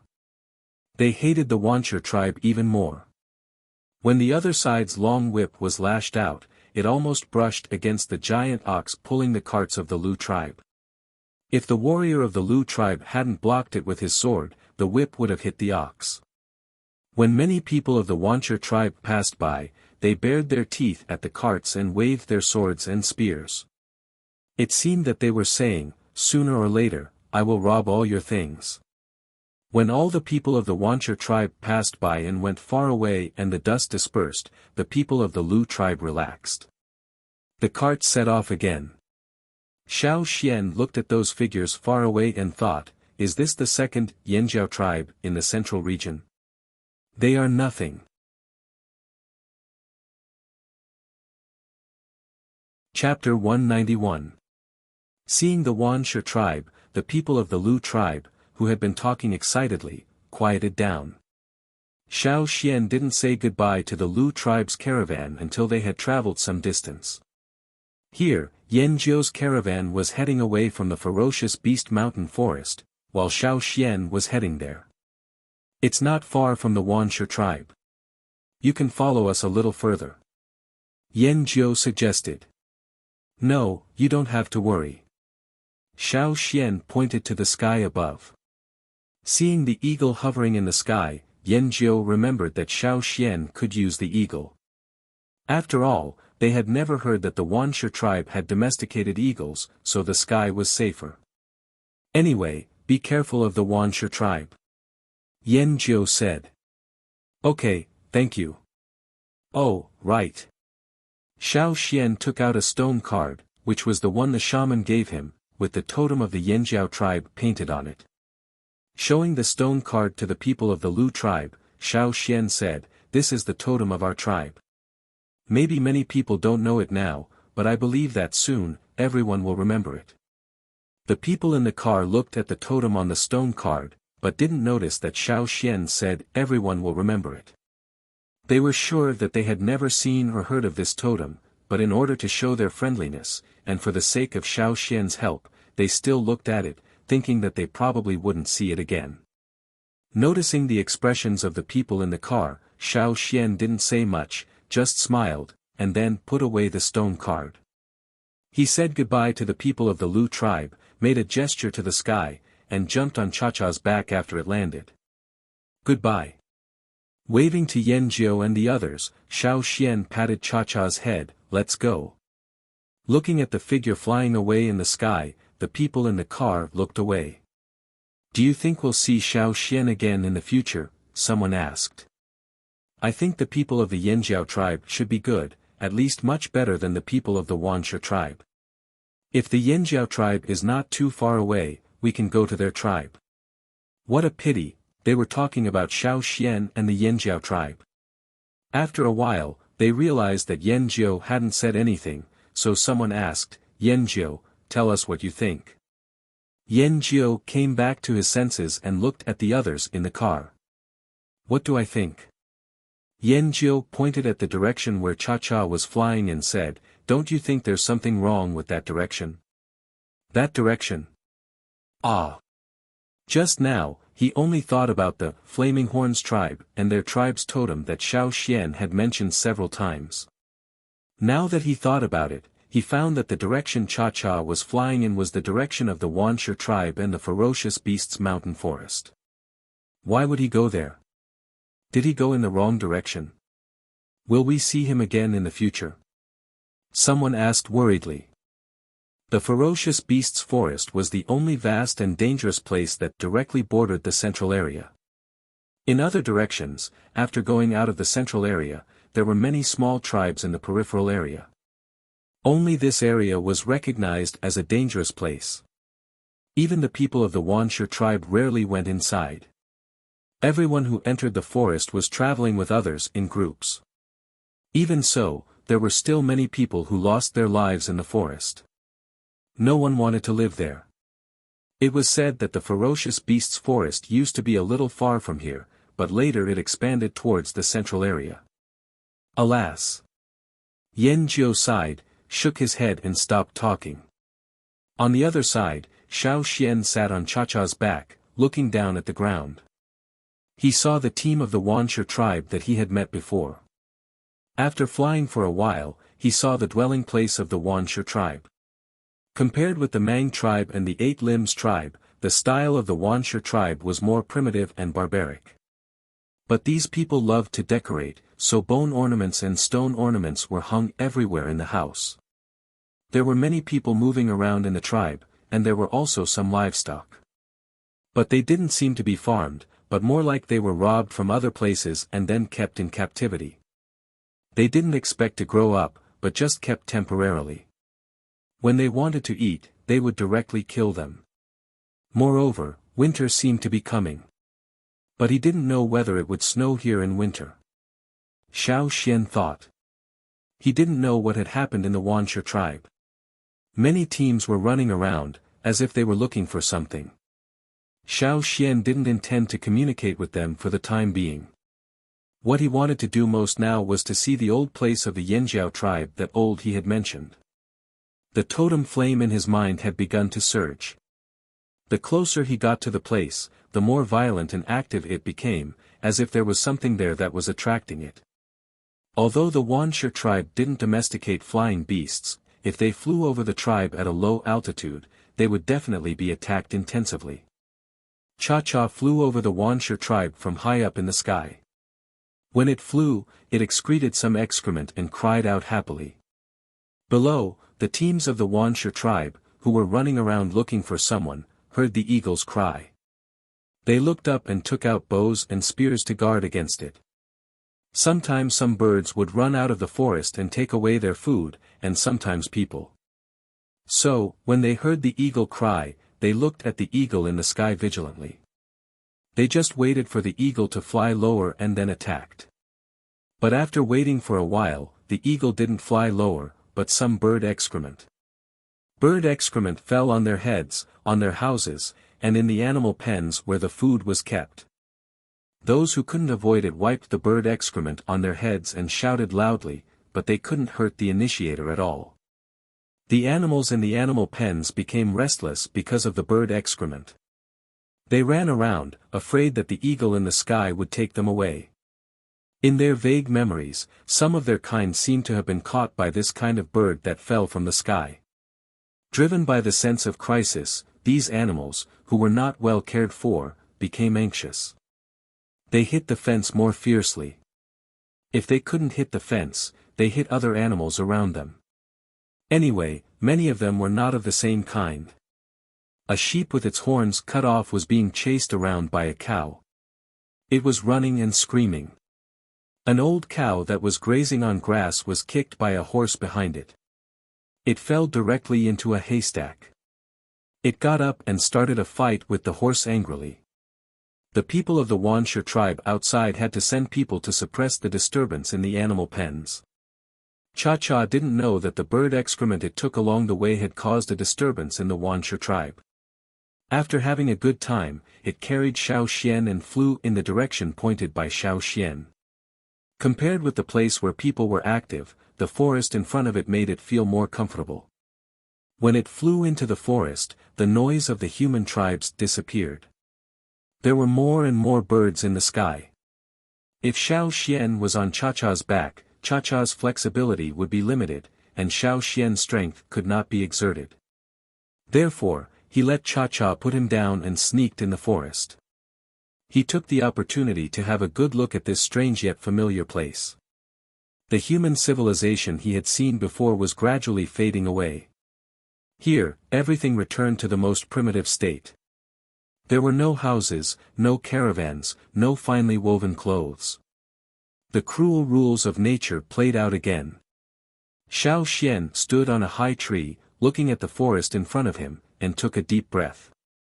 Just by taking a breath, he could smell the restlessness and danger in the air. However, he was not afraid at all.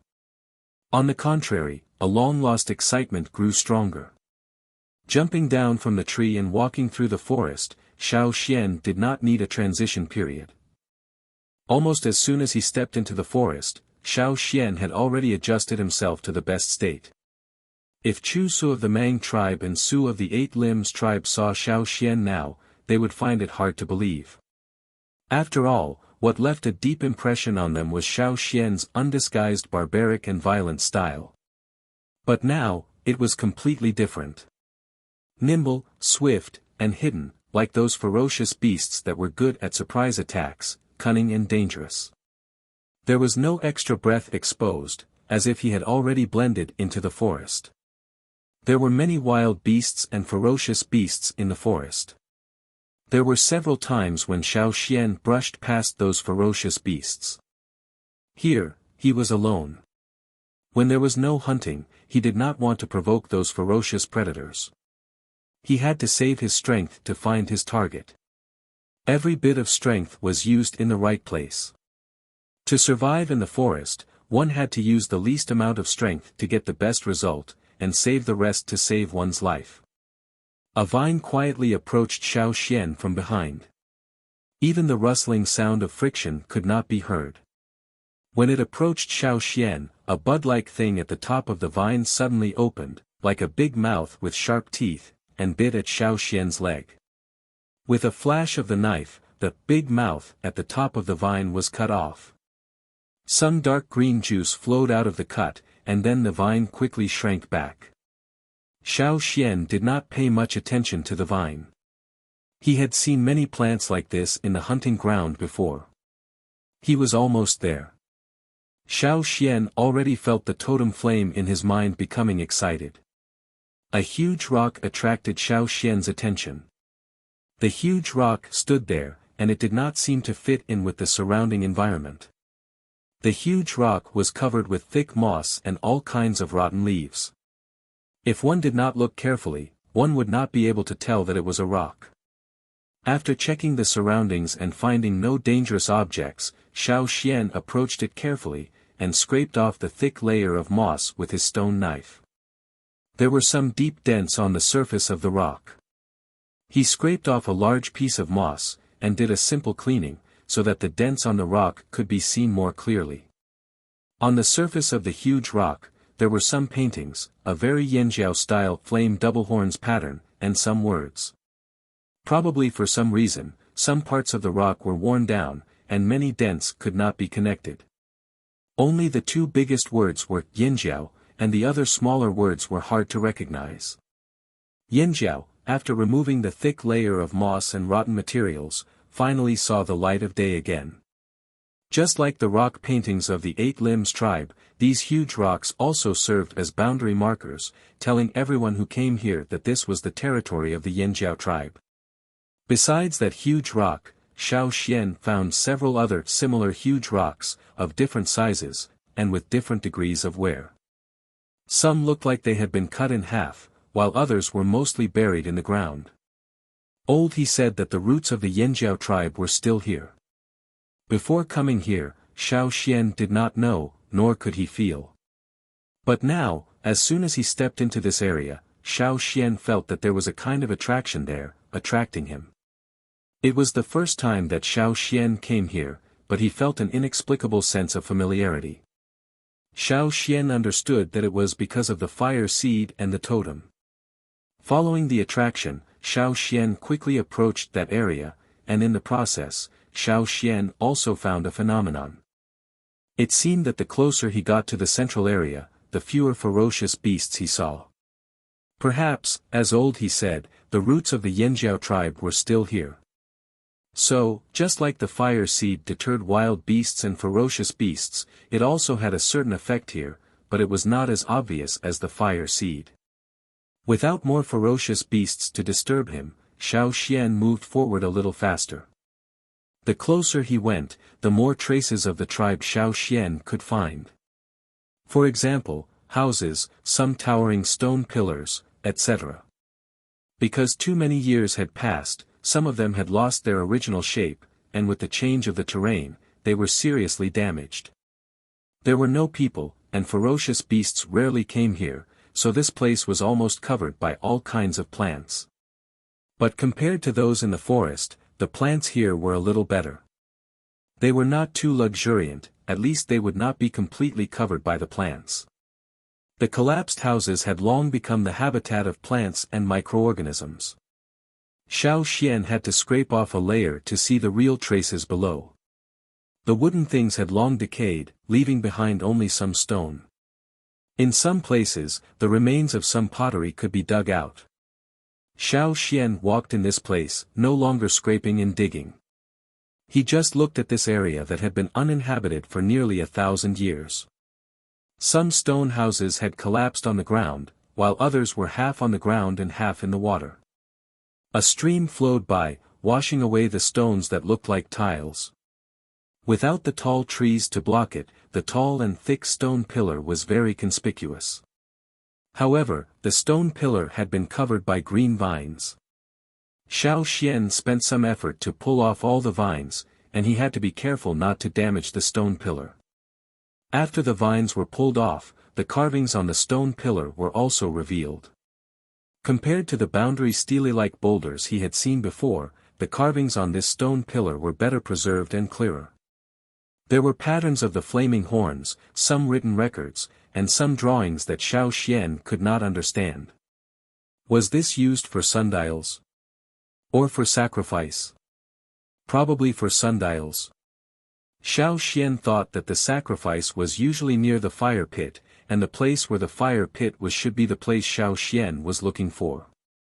The sun gradually set, and the afterglow shone on the ruins, adding a sense of desolation to the history. Xiao Xian stood on the tall stone pillar and looked into the distance. Under the red sky in the distance, there were undulating mountains and woodlands. No matter how glorious it had been, now it was just a remnant of overgrown weeds. With a long sigh, Xiao Xian came down from the stone pillar and walked towards a place. There was nothing special about that place. It was slightly flat, and there were some plants that were not tall growing on it. Little flowers were scattered among them. After walking around the place, he came to the center and stopped. Xiao Xian squatted down and put his hands on the ground. He felt that there seemed to be something moving and flowing below.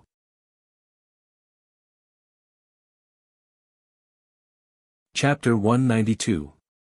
The sun was setting on the other side of the distant mountain, and the light in the forest was gradually fading. The surroundings had become much darker. At the moment, Xiao Xian did not pay attention to the passage of time, nor did he pay attention to whether there was any danger around. He had a feeling that this place was safe. There would be no sneak attacks from those dangerous plants, nor would there be any ferocious predators. All his attention was on the ground under his palms. He felt a little warmth coming from below, along with his palms, along his arms, and all the way up to the totem in his mind. It stimulated the flames on the totem to roll unceasingly. The evening wind blew, and there was something different in the wind than usual. The surroundings began to quiet down. The original sounds of birds, insects, beasts in the forest, the sound of the stream, and so on all gradually faded away. Whoosh, whoosh, it was like the sound of flames jumping in the wind. But there was not a single spark in the surroundings. Even because the sun had set and night had fallen, the unrecognizable ruins had been shrouded in darkness. Xiao Xian kept staring at his palms on the ground, not moving at all. He felt that the ground under his palms was getting warmer and warmer, as if something was spreading underground and was about to break out of the earth. A little flame seeped through the gaps between his fingers, especially conspicuous in the already dark night.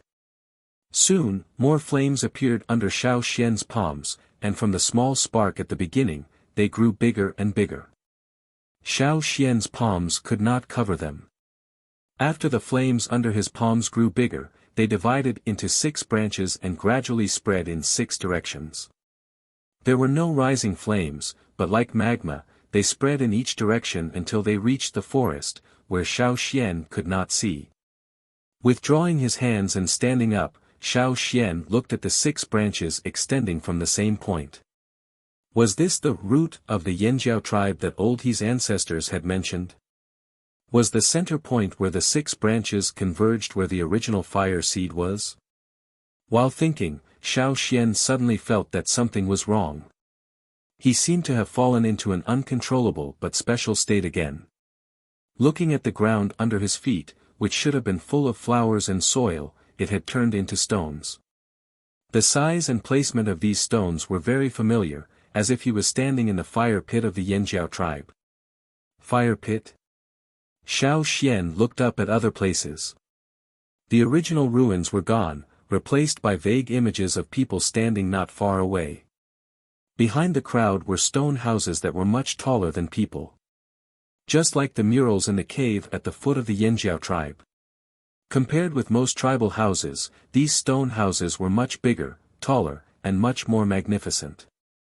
There were also some carved stone statues of people and beasts, some of which were warriors killing ferocious beasts.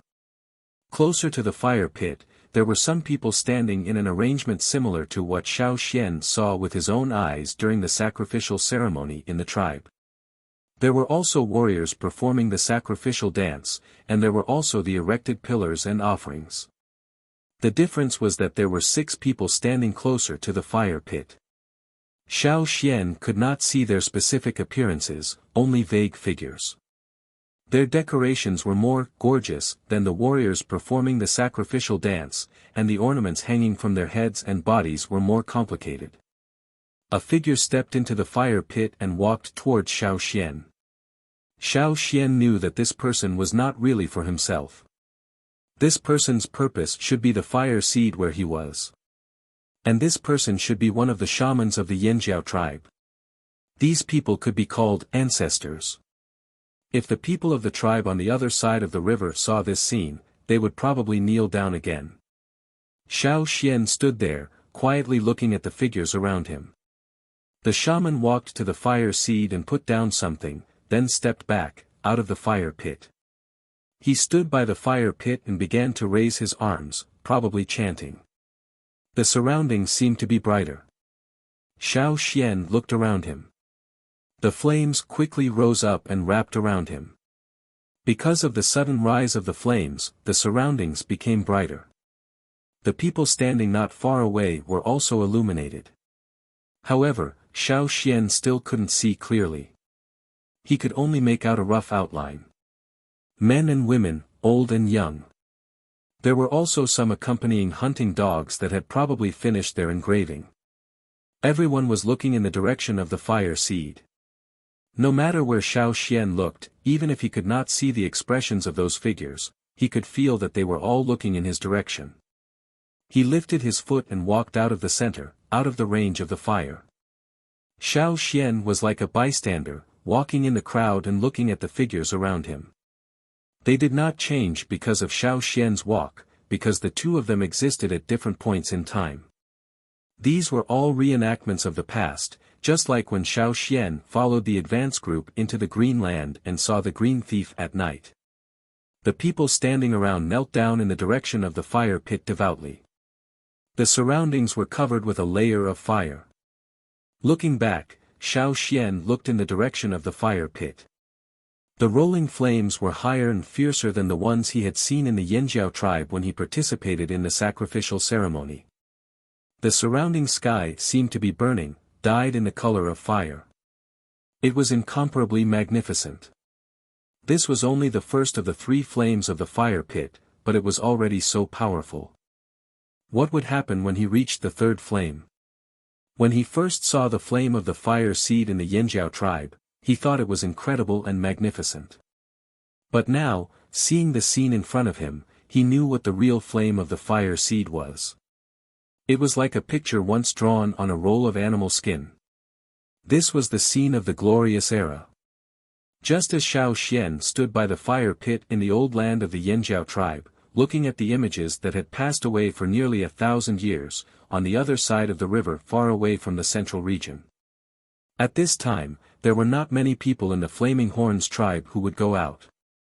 The mountain foot area was already dark.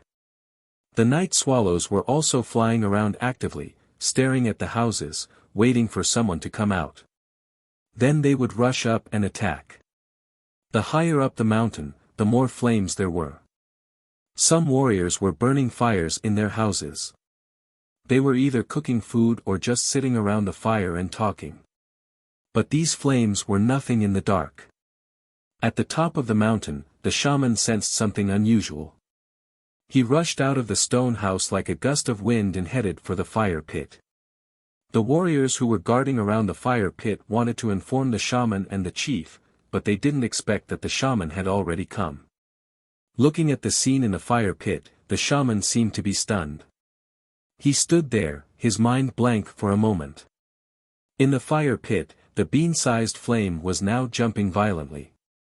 Then it suddenly rose, rolled up, and expanded to the whole fire pit. It was not the time for sacrifice, and no ceremony was held. The shaman didn't even do anything. But the flame in the fire pit was burning just like the annual sacrifice after winter. And it was burning by itself. Furthermore, the rolling flames were even more intense than the flames that were ignited during the annual sacrificial ceremony. This is. The chief who came after receiving the report was also stunned after seeing the scene in the fire pit. Chief Ao's words woke the shaman up from his blank state. He was just too excited to react. He's here. He found it. Xian found the old land of the Yinjiao.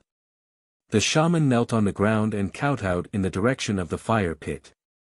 In the hearts of the tribesmen, the shaman had always been a master. But now he was kneeling on the ground and crying. But no one on the scene would laugh at him. They knelt on the ground together with the shaman. Although they didn't quite understand what it meant, they had a vague idea in their hearts that made them very excited. Xiao Xian had left the tribe for a long time. Since the end of the rainy season, now the winter was coming. No one knew whether Xiao Xian could cross the river safely, or what he would encounter after crossing the river safely. After all, he was just a young warrior. Although they all hoped that Xiao Xian could find something on the other side, they all felt uneasy. After all, there were too many dangers on the other side of the river. Could Xiao Xian solve them alone? But now, the change in the fire pit and the shaman's words told them that Xiao Xian not only crossed the river safely, but also found the old land of the tribe. Several old people who rushed over were so excited that they didn't know what to say. The people at the foot of the mountain had also noticed the changes on the mountain. The rising flames were too obvious, and the night swallows that had been flying around arrogantly just a moment ago had now retreated far away. Just like during the annual sacrifice, they were afraid. Old Ku walked out of the door and looked at the fire pit at the top of the mountain. He said to Caesar next to him, "Is that caused by Xian?" Caesar stared at the top of the mountain and looked at Old Ku. He made some noises from his nose, as if he was responding to Old Ku's words. Not only did the Yinjiao tribe have obvious changes, even on the other side of the river, no matter if it was in the central area or the border area, many people had changed. Today, Yen Shua had gone out to the mountains to hunt a beast that wasn't too big. After his strength had increased, although the totem patterns were still faint, it was much better than before. Sometimes, he could even hunt some beasts back for his wife and children. At this moment, Yen Shua and his family were sitting around the bonfire, eating barbecued meat and chatting. Yen Shua noticed something and looked at his arm. The faint totem pattern had actually appeared again. Moreover, the pattern was darker and clearer than before. He didn't say anything. He just clenched his fist tightly and smiled at his wife and children. His eyes reflected the bright light of the fire. "I feel that the thing we have been waiting for is coming soon." On the grassland. He was lighting the fire at home and processing some of the herbs he had dug up today. He was busy when he suddenly felt that something was wrong. He didn't wake his wife who was already asleep. He added some firewood to the fire and hurriedly got up to get a basin of water. With the help of the fire, he looked at the reflection in the basin. He saw that there were some patterns on his face. The color was not deep, and because the light was too dim, he couldn't see clearly. But he knew what it was. It was exactly the same as the patterns on his father's face that year. That kind of power was real, and not the illusory and unpredictable feeling from before. It existed in his body, in every piece of flesh. Flowing by a wide river. Wooden boats that were several meters high and even more than 10 meters high were docked on the shore. Compared to the boats of other tribes, these boats were already considered luxurious. Not far from these large ships, some small, tattered boats were densely docked on another shore. Compared to the large ships, these small boats looked pitiful. Gathering on the shore next to the boat belt, some wanderers gathered there. Every day they had to work until very late before coming back. Then they all gathered here to make a big fire and get some food to eat. It was the same now. They laughed and talked. Compared to those who had nowhere to go and had to endure hunger every day, they were better off. Even if their days were not very comfortable. While they were talking, the people around the fire seemed to have seen something incredible and were all stunned. There was no more chatter and laughter. A few people who were slightly taller than the others who were topless and eating felt the strange situation around them. Just as they were about to ask, they saw that everyone was pointing at them as if they were being strangled. They couldn't say a complete sentence for a long time. However, when they looked at where the crowd was pointing and saw their naked upper bodies, they were also shocked. Their hands trembled, and even their precious stone rice bowls fell to the ground. Half a bowl of meat soup spilled on the ground. If it was any other time, they would probably feel sorry for it. They would even lie on the ground and lick it, picking up the bits of meat that fell to the ground and eating it. But now, no one paid attention to the meat scraps. Totem patterns, no one knew who spoke first, but it was like a torch that ignited a barrel of oil. Totem patterns. Although these totem patterns didn't last long, this night was destined to make some people lose sleep, and it also made some people have a drastic change in their mentality.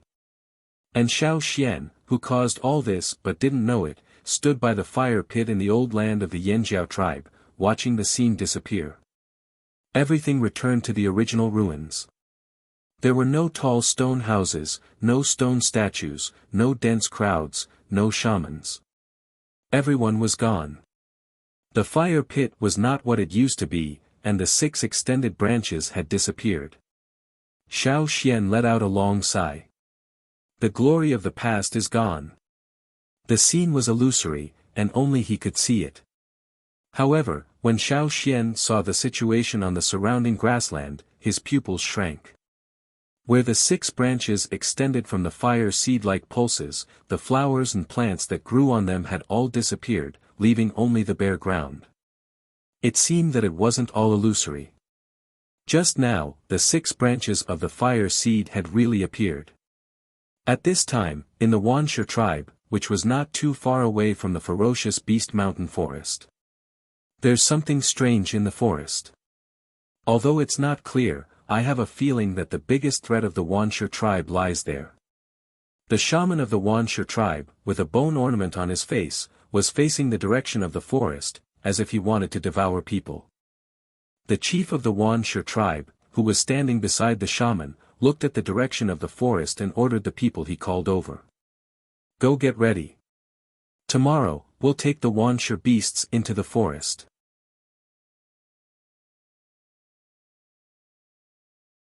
Chapter 193. Early in the morning, Xiao Xian woke up on the high stone pillar. He yawned and stretched his arms and legs, then looked around. At first glance, there was no difference from yesterday, but with a little closer look, he could see the lines extending in 6 directions among the flowers and plants. Coming down from the stone pillar, Xiao Xian ate the bird eggs given by the Lu tribe. Cha-Cha, who had hunted for food early in the morning, was flying in the sky and didn't find any danger around for the time being. The fire pit in the old haunt had changed and was covered by layers of mud and stones. Xiao Xian wanted to dig, but on second thought, there was no fire seed, so it didn't matter whether the fire pit was buried or not. Let's leave it like this for now. With the fire pit as the center, Xiao Xian recalled the illusions he saw last night and walked around. The changes were too big. If he hadn't seen the illusions last night, Xiao Xian really couldn't imagine what kind of buildings there used to be. Originally, he wanted to dig up some special objects, but after walking around, he didn't find anything. Maybe something was buried deep in the ground, or maybe it was destroyed long ago.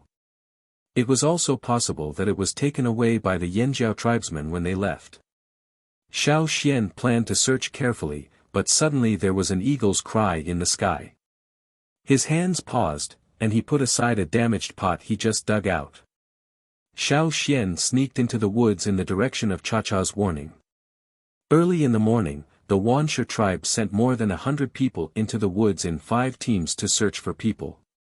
The shaman and the chief told them that if they saw people who were not from the tribe, no matter who they were, no matter what they looked like, no matter what they offered, kill them. Those who could bring back their heads would be rewarded by the shaman and the chief. Even though the shaman and the chief didn't say who were in the woods, or how many people there were, everyone was excited when they heard that there would be a reward. They all wanted to get the credit. Those who had just returned from the tribal war were not sent out. In order to find out what was going on, the shaman and the chief decided to temporarily send out more than 100 people to investigate the situation. The others who were left in the tribe looked at those who were walking towards the ferocious beasts' mountain forest with envy. There were so many people and the Wuxia beasts, so there shouldn't be too much danger. It would be great if they could make contributions. The people who were about to enter the forest were envied by their clansmen. They led the Wuxia beasts and went on their way proudly. The Wuxia tribe didn't raise cattle, sheep, and horses on a large scale. First, they weren't interested in raising them. Second, which was the most important point, they put more energy into raising the Wuxia beasts. The so-called Wuxia beasts didn't exist naturally. They were bred by the Wuxia tribe using a variety of wild beasts and even some ferocious beasts. They were much stronger than wild beasts. Because the inheritance of the Wuxia beasts was not stable, each generation of the Wuxia beasts was different from the previous generation.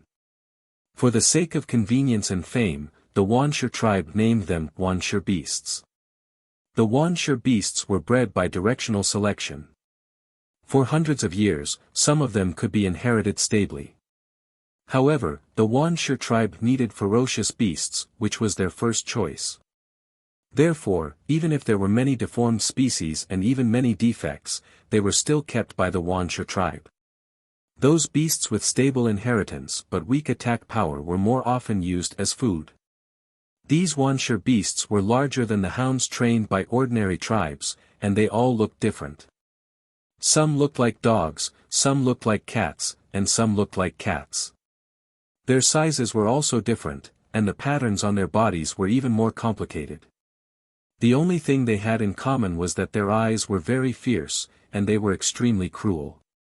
When they looked at people, it seemed that they would rush up and bite them. When waging war against other tribes, the Wuxia beasts would also be used by the Wuxia beasts to track those threats that must be killed. The Wuxia beasts were tied by some thick and strong straw ropes that had been soaked in special treatment. If the totem warriors of the Wuxia tribe were not strong enough, they couldn't pull these ferocious beasts and had to prevent them from biting off the ropes. 100 people were divided into 5 teams and entered the ferocious beasts' mountain forest. Each team took 3 or 4 Wuxia beasts. They were not close to each other, but not too far away. If a team had an abnormal situation, they would whistle loudly and the nearby teams would rush over after hearing it. Although they were very excited by the words of the shaman and the chief when they left the tribe, they couldn't help but feel nervous after entering the ferocious beasts' mountain forest. No one spoke, only the Wuxia beasts growled from time to time. They didn't find any abnormalities or any trace of people. They thought that with the Wuxia beasts, they could track the target after entering the forest. Unexpectedly, after entering the forest for a while, they met several beasts, but still found nothing. When hunting in the forest, Xiao Xian had already learned how to hide his traces and breath better. There were so many ferocious beasts in the forest that were good at tracking. At that time, they hadn't been discovered when they were hunting, so now they wouldn't be easily tracked by the Wuxia beasts. They entered the forest early in the morning. At noon, all the teams were a little tired. They didn't find the target, but they met several threats from other animals and plants. They couldn't hide their figures. Every team had more than 20 people, plus the Wuxia beasts. How could they hide? Besides, they were not good at this. Why can't we find the target? A warrior of the Wuxia tribe said during the break. I really hope we can find the target soon and take his head back to get the reward. Another warrior said with a longing look. You. Let's see who can act faster. I won't give the prey to you. Maybe there is more than one person. Maybe there are several people. Even if there is only one person, we can split him. Someone interrupted. That's right. Anyway, it's up to our abilities. Whoever grabs it will get it. While they were talking, a man on the side suddenly said, Hey, what's that? The leader stood up and walked over to a big stone. Usually, they wouldn't care if they saw such a stone. But now, this stone didn't seem to be an ordinary stone. From where they were before, they could only see one side of the boulder. When he walked to the other side, he saw the indentations on the boulder that had been scraped away. Who scratched it? The leader asked. The others shook their heads. The scratches on the moss were relatively new. If they weren't scratched by their own people, it meant that someone had been here just now. The leader was not the only one who thought of this. The others also reacted. Someone really came here. Great. What? Yanjiao. What's Yanjiao? The man who saw the words on the stone asked. I heard that there used to be a big tribe here, but it died out later. Could it be this tribe? It's very likely. Speaking of this, a strong excitement rose in everyone's heart. What a big tribe. Although he didn't know what a big tribe was like 1,000 years ago, he could tell from the big tribes in the central region that each tribe had some very precious things. Maybe there were even precious things like jades and fire crystals that people coveted. At the thought of this, everyone in the team was itching. They also knew that the forest was very dangerous and there were many ferocious beasts. But now they had more people, and they should be fine if they were careful, right? The people who sneaked into the forest didn't come for this big tribe, did they? Someone said. No, we can't let others take it away. We have to hurry. Without the leader saying more, the others hurried to stand up. They had gained a lot of benefits from the tribal war, and when they encountered the remains of such a big tribe, the first thing they thought of was naturally whether they could get something good. Yanjiao said that the people of the Wuxia tribe were very greedy. Many times, such greed would suppress other emotions in their hearts, so that they would do something crazy in many people's eyes. In recent years, the slave owners became more and more fond of coming to the central region, especially to the places where the Wuxia tribe had been, where there were many tourists. Before leaving, a warrior of the Wuxia tribe pulled down his leather pants and planned to pee on the big stone engraved with Yanjiao before leaving. For the tribe, this kind of stone engraved with the tribe's name or totem was not just a boundary marker. It was very important to the people of the tribe, just like the rock paintings of the Mang tribe. If someone peed on the rock paintings, he would be fiercely attacked by the people of the Mang tribe. According to the tribal rules, this was a kind of provocation. However, a tribe that had been extinct for nearly 1,000 years, what was there to be afraid of? The people of the Wuxia tribe didn't take this seriously at all. Even if someone came to find them, they would just kill him. Just now, someone directly cut it with a knife, but unfortunately, the stone was good, so he didn't directly cut a big hole. It was better to go back and directly move it away, and then make some other tools. The team planned to continue their search. After a few steps, the leader felt something was wrong and looked back. Beside the big stone, the man still maintained his original posture. Could it be that he couldn't pee or what? Hey, are you done? The leader asked. No one answered. The other warriors also complained. If you want to pee, then just pee. If it wasn't for the fact that we had to hurry over to find the target, we would also pee. But why are you just standing there? Stalling for time. What if the credit was taken away by others? When someone was about to speak again, he was stopped by the leader. As the leader of this team, he was not stupid. He had found something wrong. He carefully walked over, took out his stone knife and poked the man standing there. The man who had been standing there fell down without any sound. Everyone was nervous. When did he get hurt? Why didn't the Wuxia beasts notice it? Rustle, rustle, rustle, somewhere in the bushes there was a slight sound, which was hard to notice if one didn't pay attention. The three Wuxia beasts had good hearing, so they suddenly became manic. They roared and rushed over there. The people who led the Wuxia beasts also loosened their hands and let them chase after the man. The leader winked at the others and asked them to be careful. Then he led the others to chase after the man. The sound in the bushes was louder. It seemed that someone had just left here quickly. Within 2 breaths, he had run far away. Go after him. Ah! A warrior was hung up by one leg. He struggled softly for a few times and then stopped making any sound. There was a thorn in his body. Then, 3 more warriors of the Wuxia tribe were tied up and hung up one after another. After being hung up, their cries were stopped by a thorn. At this time, the others were also frightened.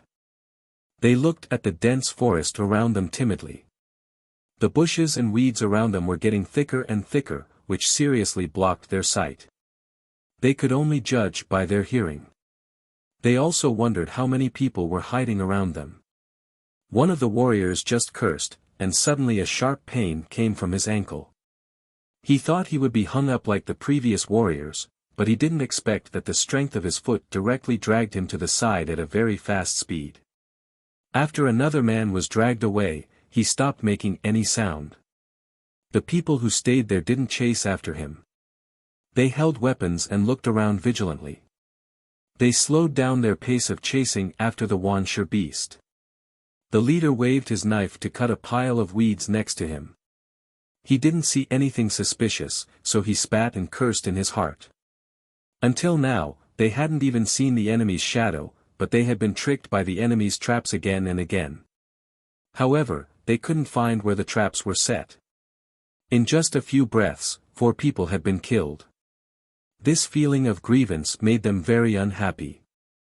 They were irritable, and now they couldn't keep calm.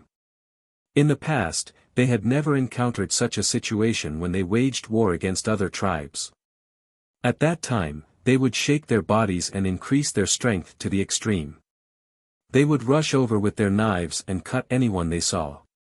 But it was not the case here. This made them very uncomfortable. Moreover, this was the ferocious beasts' mountain forest. They had to worry about ferocious beasts or other threats that might appear at any time. Now they had to pay attention to their feet. The Wuxia beast ran far away, and they couldn't call it back. It seemed that someone led the Wuxia beast away first, and then the people hiding in the forest came to deal with them. The leader thought in his heart.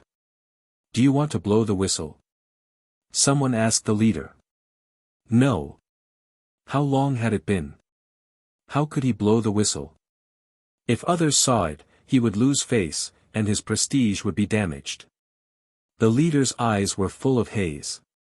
Whoosh! Another person was pulled up by the neck. He opened his mouth but couldn't make a sound. He wanted to shout, but he was tied up so tightly that he couldn't make a sound. His face was distorted. Puff! A wooden splinter pierced his neck. The poison made him lose consciousness quickly, and he stopped struggling. The leaders looked at the sky. Silk thread. Such silk thread. Was it the 8 Limbs tribe? That shouldn't be the case. The 8 Limbs tribe was a little far from here, and the 8 Limbs tribe couldn't interfere here. It didn't matter if the Wuxia tribe destroyed several small tribes, but if a big tribe interfered, it would affect more than just the surrounding forces. Besides, what was so important about the ferocious beast's mountain forest? The more they thought about it, the more confused they were. The leader stopped thinking about it. What he needed to do now was to find out the suspicious people here and kill them.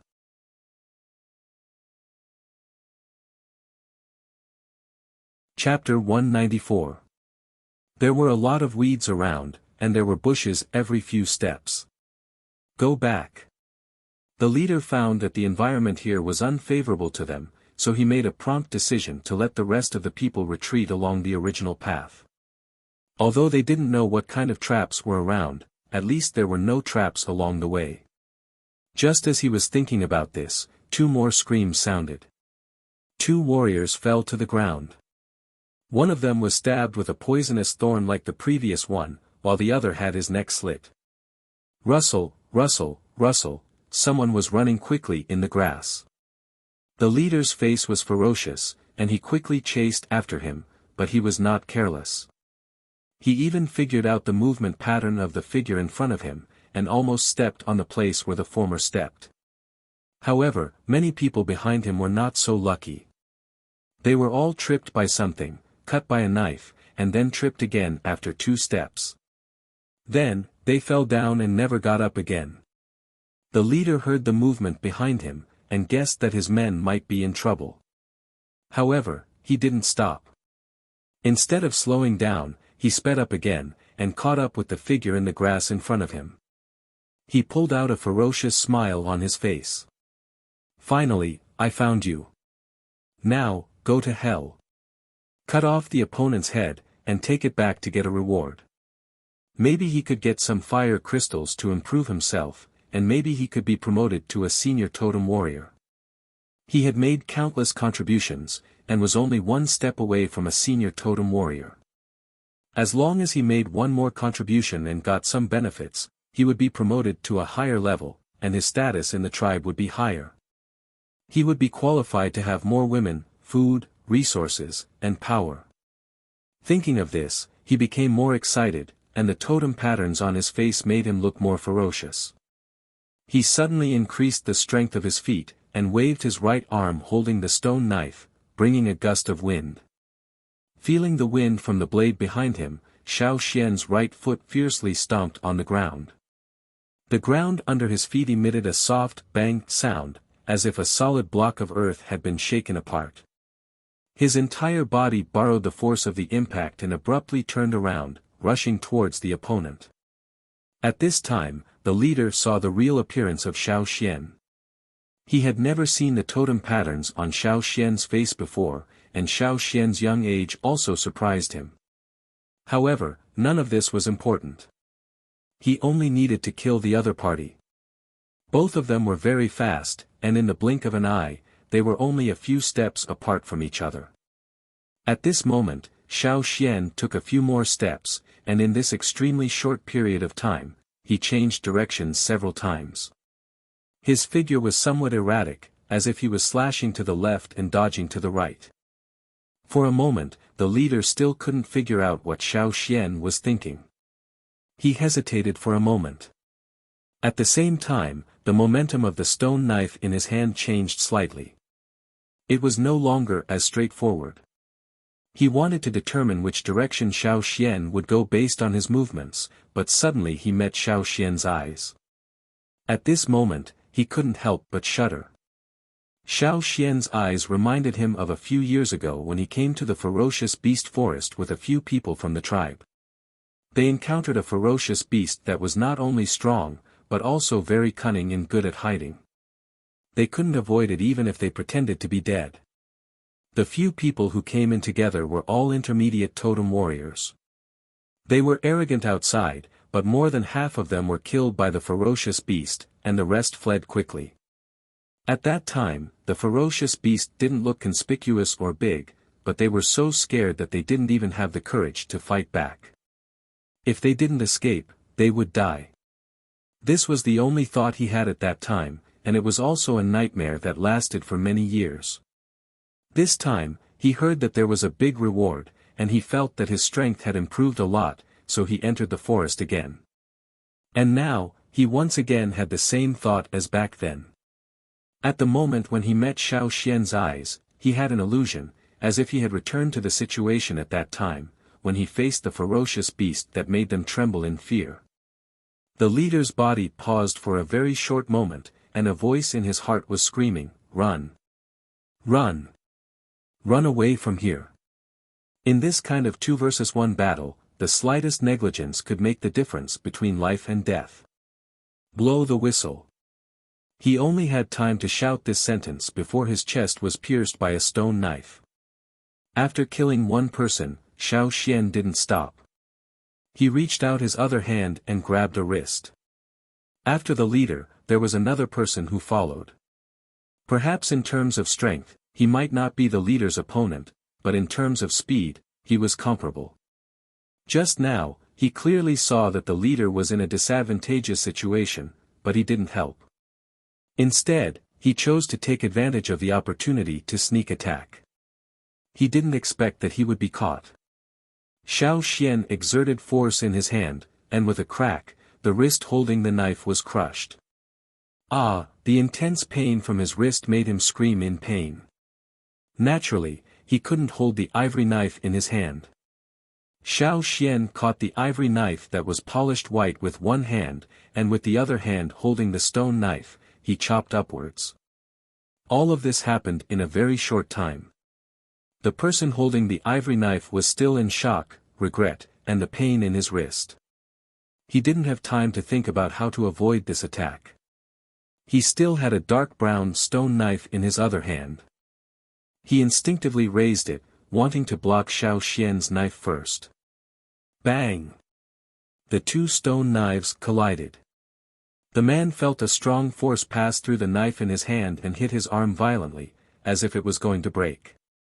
Such a tyrannical force forcefully lifted his arm up, and his entire body fell backward along with his arm, as if someone was dragging him from behind. Because of this, he didn't have a chance to cover himself. Xiao Xian's stone knife had already pierced his body. After dealing with the 2 people who followed him, Xiao Xian wiped the blood on the stone knife with the grass next to him. After many years of hunting, he had wandered on the edge of life and death many times. After coming here, he had seen the cruel war between tribes. Xiao Xian was used to this kind of ruthless method. Taking a long breath, Xiao Xian heard a whistle not far away.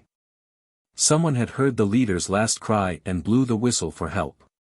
The people closest to here should be rushing here. Xiao Xian didn't turn back to deal with the people who were left behind. The smell of people and the noise over there should be enough to attract the hungry birds, right? Xiao Xian specially found this place. Perhaps because of the fire pit, there weren't many dangerous plants and fierce beasts in the old haunt. When he looked around in the morning, he saw some bird footprints. From the footprints and some traces in the bushes, he could roughly guess what kind of birds they were. They were birds similar to the forest raccoons. When they pecked, it was like being hit by a hoe. It was enough to make those people suffer. Looking at the sky and the Cha-Cha's flight path, Xiao Xian didn't pay attention to the people behind him and quickly left. The person who blew the whistle wanted to retreat after seeing the people around him fall down one by one. The reward was built on the foundation of being alive. He didn't want to lose his life. At this moment, he heard the leader shout. Naturally, he blew the whistle as hard as he could. He ran back while blowing the whistle. He was too nervous and didn't pay attention to his feet. He tripped over something and thought it was a trap or some dangerous vines. He didn't even look at it. After a while, he realized that it was just a piece of soil. He took a long breath and was about to get up when he heard the sound of footsteps. Did other people come to help? No. Those weren't human footsteps. He got up and wanted to run away, but he found that the same footsteps could be heard on the way back. A figure jumped out from the bushes and went straight to the person who still had the whistle in his mouth. They didn't have obvious wings. They weren't even as big as the Lu tribe's birds, but they had big beaks. Their eyes were eager. It was the look of someone who saw food. Ah! Screams resounded through the forest. The people who heard the whistle couldn't help but pause and feel a chill in their hearts. At this moment, Xiao Xian, who was already far away, was squatting on a big tree and looking at a bear not far from the tree. There were many kinds of giant bears in the forest, but this one was undoubtedly the strongest among the giant bears. Maybe their weight wasn't the heaviest among the giant bears, but their speed and strength were definitely not weak. They had slender limbs compared to other bears. This characteristic made them look less clumsy than other bears. Instead, it allowed them to walk faster for longer periods of time, move more easily, and run faster. It had a short and wide jaw with well-developed muscles, a huge body, and arrogant canine teeth that made people feel intimidated at first glance. And in its mouth, those huge molars could easily crush the bones of many wild beasts and even many ferocious beasts. Sometimes they didn't even hunt for their own food, but directly robbed the prey of other predators. Xiao Xian had encountered several situations where wolves were robbed by giant bears. With just a glance, Xiao Xian, who had followed hunting teams for many years in the forest, could judge that this species was at the top of the food chain, at least in this area. At this moment, the bear was anxiously looking for something. It sniffed, stood up, hugged the tree trunk, and licked a fork. Feeling that it was not enough, it easily broke the branch that was as thick as a person's arm with its big palm and put it in its mouth to bite. After a while, it felt bored and threw away the branch that was almost bitten into pieces. It sniffed and continued to follow the smell. At this time, many bears like to look for honey to store enough nutrients for the winter. Xiao Xian just found some honey and used it to lure the bear. He was alone, but there were at least 100 people from the Wuxia tribe in the forest. This was the old haunt of the Yanjiao tribe. Sometimes, you knew it was dangerous, but you couldn't take a step back. The old haunt was the reverse scale of the Yanjiao tribe. Even if Xiao Xian couldn't stay here all the time, at least for now, he could try his best to stop those people. It would be better if he could teach them a bloody lesson and make them afraid. Fortunately, there were many ferocious beasts in the forest. It was a strange but familiar environment. Looking at the figure flying in the sky, Xiao Xian slid down from the tree and sneaked into the forest.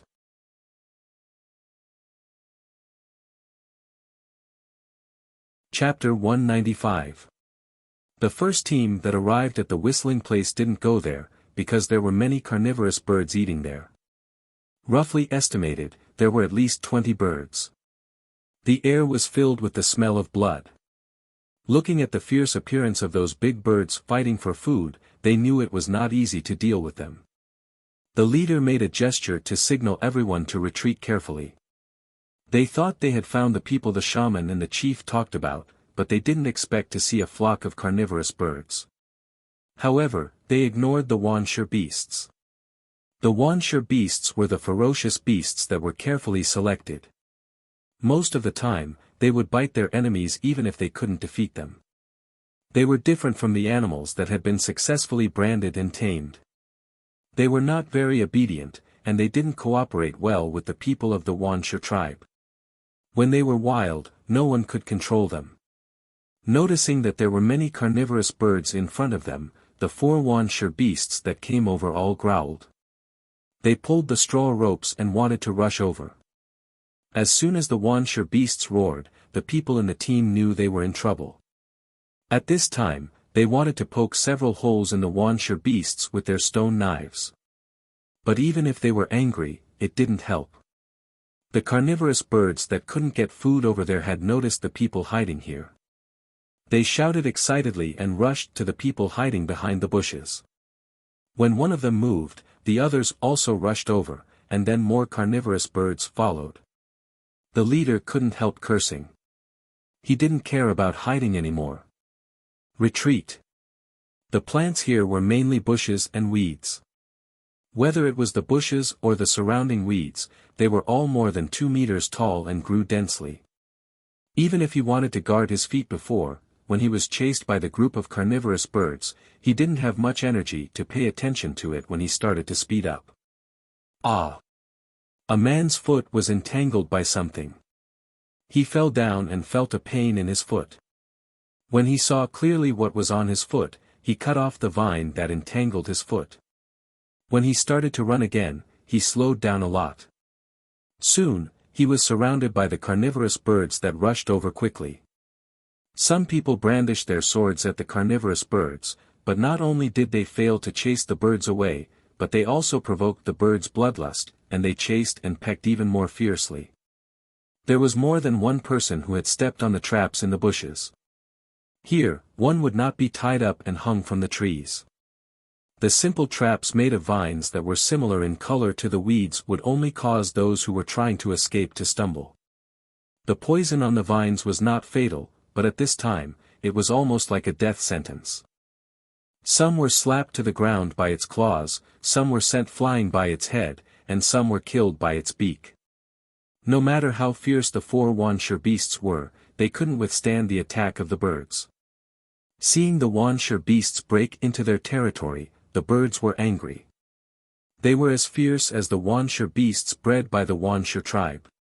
For a moment, the sounds of people shouting, birds chirping, and beasts roaring continuously rang out.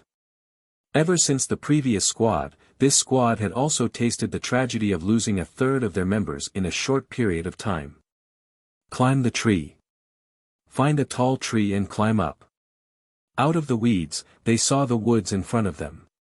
Everyone was happy. As long as they climbed up the tall trees, these birds that could not fly would not be able to do anything to them.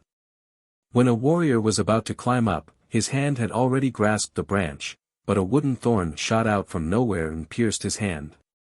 The numbness and pain in his hand made him lose his grip and fall down. Then he was trampled on the ground by the carnivorous birds that chased after him. There are people around. Be alert. The leader's eyes flashed and he glanced at the surrounding woods. A man who had climbed up the tree was pierced by a wooden thorn in his leg. He quickly pulled it out and felt a numbness and pain in his leg. Fortunately, he was now in the tree and did not fall down.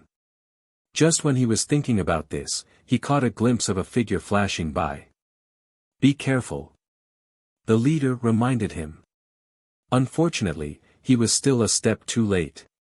By the time he rushed over, that person had already been stabbed and was no longer breathing. There were already 7 carnivorous birds below. They still had more than 10 people. They did have the advantage in numbers. If they really fought, they might not lose. But now, no one wanted to fight with these birds. Moreover, there were other people hiding around, ready to kill at any time. The leader made a prompt decision. Go from the tree. The trees were not too far apart. With their ability, jumping from tree to tree was still possible. Be careful, there might be. Before the leader could finish his words, he heard a slight buzzing sound, like the sound of a thin thread being flicked. When someone jumped from the tree, he touched a thin thread that was not easy to notice. Whoosh whoosh whoosh whoosh. Wooden thorns that were half an arm's length shot out from the leaves and grass towards the people who were jumping between the trees. They had to use their swords to block the wooden thorns. If someone was not careful and got stabbed, he would be targeted by the carnivorous birds after falling down. After dodging the wooden thorns with great difficulty, just as he steadied himself on a branch, he was stabbed by someone who quietly approached him. The leader of the group widened his eyes filled with shock. He saw Xiao Xian's appearance, but he couldn't recognize which tribe the totem patterns on Xiao Xian's body belonged to. But he could see that Xiao Xian was very young. Which tribe are you from? The leader's back was covered with a layer of cold sweat. Such a young and powerful person couldn't be from a small tribe. Just like the leader of the previous team, the leader's first thought was the 8 Limbs tribe. But the totem patterns of the 8 Limbs tribe were not like this. Who on earth was he? While the leader was still in shock, Xiao Xian bent his right knee slightly, and the soles of his feet stomped on the branches. Like a fierce tiger coming down from the mountain, he quickly rushed towards the leader. The stone knife was like lightning in the air, as if it could tear anything apart. Facing Xiao Xian's beast-like eyes, which were full of killing intent, the leader suppressed his shock and raised his arm holding the sword to block it. Bang! The leader felt a burning pain from his palm holding the sword, and the force from the sword shook his whole arm as if it was going to break. And because of the sudden force, in order to stabilize himself, he exerted force under his feet. The branch couldn't bear it and broke with a crack. What a strong force! Which tribe on earth had such great strength, which was not weaker than the Wuxia tribe at all? Moreover, was there only one person hiding around, or were there many people? The leader was more inclined to believe the latter. After all, no matter how strong a person was, the person in front of him was so young, so he shouldn't be able to kill the 20 people of the previous team. If there were many people hiding around, plus the ferocious beasts in the forest that could appear at any time, the more he thought, the more the leader of the second team showed fear in his eyes. No, he had to go back first. After falling to the ground because of the broken branch, he saw the carnivorous birds rushing over again. Ignoring the others who didn't follow him, the leader shouted and turned around to run away. In that direction, the other team should be coming over as well. They just wanted to get away from here as soon as possible. Someone whistled, hoping that the other teams would come to help. After the strike, Xiao Xian didn't continue to chase them. Instead, he jumped into the forest and soon disappeared. The leader and several soldiers who were still alive ran for a while and didn't hear the birds again, so they slowed down a little. But it was too early for them to be relieved. A roar suddenly sounded, and a figure nearly 4 meters high rushed out from behind the forest. The people who thought they had just escaped a disaster felt as if they were thrown into a cold river in winter, chilling them to the bone. Ferocious beasts again. The bear waved its huge paw and gave these people a surprise attack. The soldier closest to it was directly sent flying, spitting out blood as he flew. It followed the delicious honey and came here. It heard the sounds of the big birds and also heard the voices of the people. It always thought that this area was its territory. Those birds were not a big deal, but these people of the Wuxia tribe were completely strange to it, and it regarded them as intruders. Of course, it was angry that its territory was invaded.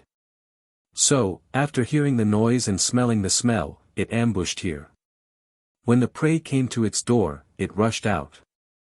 As one of the ferocious beasts that could play dead and use tricks, the Yanjiao tribesmen were always afraid of the giant bear's lethality. When hunting, they mostly avoided the giant bear's place and only occasionally hunted one. For the people of the Wuxia tribe who didn't often fight with ferocious beasts, it was a nightmare. After slapping away one person and biting 2 to death, it was cut several times on its body, which made it even angrier. Whoosh! Whoosh! 3 spears were shot at the bear. It was the third team. The bear dodged 1 spear, but 2 spears were stuck in its body, but it wasn't seriously injured. If it hadn't dodged in time, its vital parts would have been hurt. Roaring, it didn't attack those people. Instead, it turned around and ran away. If it couldn't beat them, it had to run away. For Wuxia beasts were chasing it. While dodging the spears and arrows shot by the warriors of the Wuxia tribe, it also had to deal with the 4 Wuxia beasts, so it got more and more injuries. The spears and arrows were poisoned, but because of its strong resistance to poison, it could resist for a while, but it was hard to say whether it would survive for a long time. Let's kill it. A warrior of the Wuxia tribe said. Even if they didn't find the person mentioned by the shaman and the chief, they could bring back a ferocious beast, which could at least reduce the chief's anger. Kill. The leader of the third team finally said. They didn't dare to provoke the ferocious beasts in the forest, but now this ferocious beast was injured and they met it. No matter what happened to the people of the other 2 teams, this ferocious beast must be theirs. Kill. Seeing that the bear still wanted to run away, the warriors of the Wuxia tribe hurried to catch up with it. It was rare to meet such an injured ferocious beast, so they had to kill it. More than 20 people rushed over, plus several warriors of the second team who were still alive, all chased after the bear. They thought that they would kill the bear first, and then find the person hiding in the forest. Xiao Xian stood on a tree, using the dense branches to hide his figure, watching those people chasing the bear. He looked at the sky and counted the time in his heart. After a few breaths, Xiao Xian looked in the direction of those people. A roar that was different from the previous bear's roar almost shook the entire forest. The reason why the ferocious beast was called a giant bear was that it was not only 3 or 4 meters long. This was just a baby bear. Generally speaking, such a baby bear was likely to be guarded by a mother bear. Xiao Xian had found a bigger bear paw print in a place before. That kind of giant bear was not only smart, but also vengeful. When it was really angry, it would hysterically chase and kill.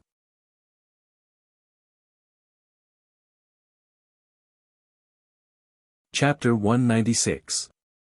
Many people went there, but some didn't follow them. Compared to fighting against the ferocious beasts, they valued their own lives more. Even if they were a little hesitant, after hearing the roar, they could guess what happened to the people who went there. Fortunately, they didn't follow them. Taking a deep breath, the people hiding in the bushes rejoiced for their choice. Xiao Xian, who had already sneaked in, jumped down from the branch and chopped down with his stone knife. Another person fell down. Xiao Xian counted in his heart, and the stone knife in his hand cut horizontally to the side, cutting a biting snake into 2 halves. Without looking at the 2 parts of the snake's body and the dead man on the ground, Xiao Xian went to the giant bear. Over there, the bear with many bites on its body and several spears and arrowheads stuck in its body was lying on the ground. It howled at the giant bear that was rushing over, and then bared its teeth and roared at the direction of the people of the Wuxia tribe, as if it was telling the mother bear that was rushing over, "Mother, they bullied me." The giant bear, who had always thought that it was the king of this forest, was furious, and crazy. Its murderous aura could be felt from far away. The other wild beasts and ferocious beasts in the surrounding forest all avoided it. Even the group of carnivorous birds obediently retreated back to their nest. After tearing a Wuxia beast, the giant bear's mouth was full of blood. The blood of the Wuxia beast dyed the 4 arrogant canine teeth red, and the blood dripped down. When it roared, some blood fog came out of its mouth, which was the blood of humans and Wuxia beasts. When the giant bear was angry, the hunting group of the Yanjiao tribe would absolutely avoid it. The people of the Wuxia tribe who were targeted by the giant bear were almost killed by its paws. "Run in different directions," the leader roared. In the ferocious beasts' mountain forest, they were most afraid of encountering ferocious beasts. If it were ordinary ferocious beasts, they could try to kill them. But the giant bear in front of them, they didn't dare to fight with it. They could only run for their lives. Those who remained would all be wiped out one by one. Run. At a time like this, they didn't have to run very fast. As long as they were faster than the others, they would be safer. Everyone in the Wuxia tribe knew this.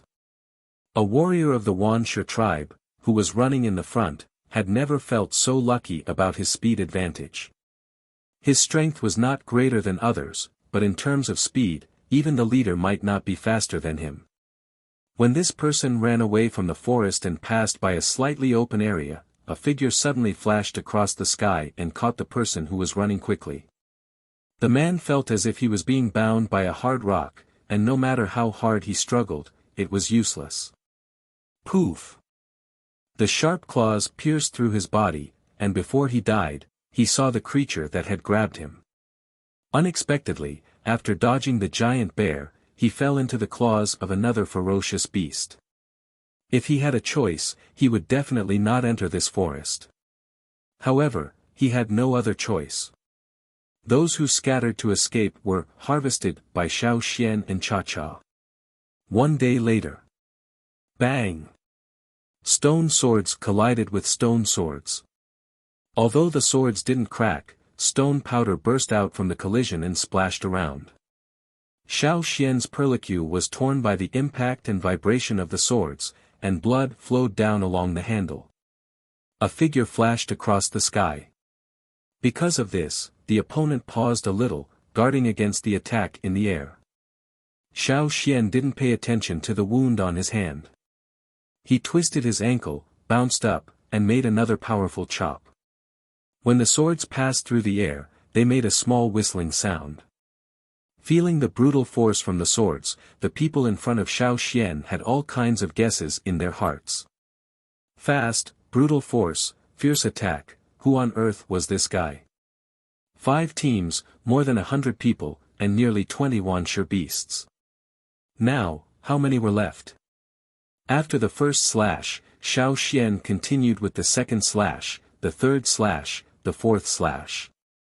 Slash after slash, he had to disrupt his opponent's movements before he calmed down. At the same time, he had to let Cha-Cha create some trouble in the air from time to time to divert his attention. Only then could he create an opening. Only by seizing that opening could he have a chance to win. Because of the chop, Xiao Xian felt that his arm holding the swords was about to break. Bang! Cha-Cha in the air was also anxious, and wanted to rush down. The opponent noticed the movement in the air, and paused for a very short time again. Now was the time.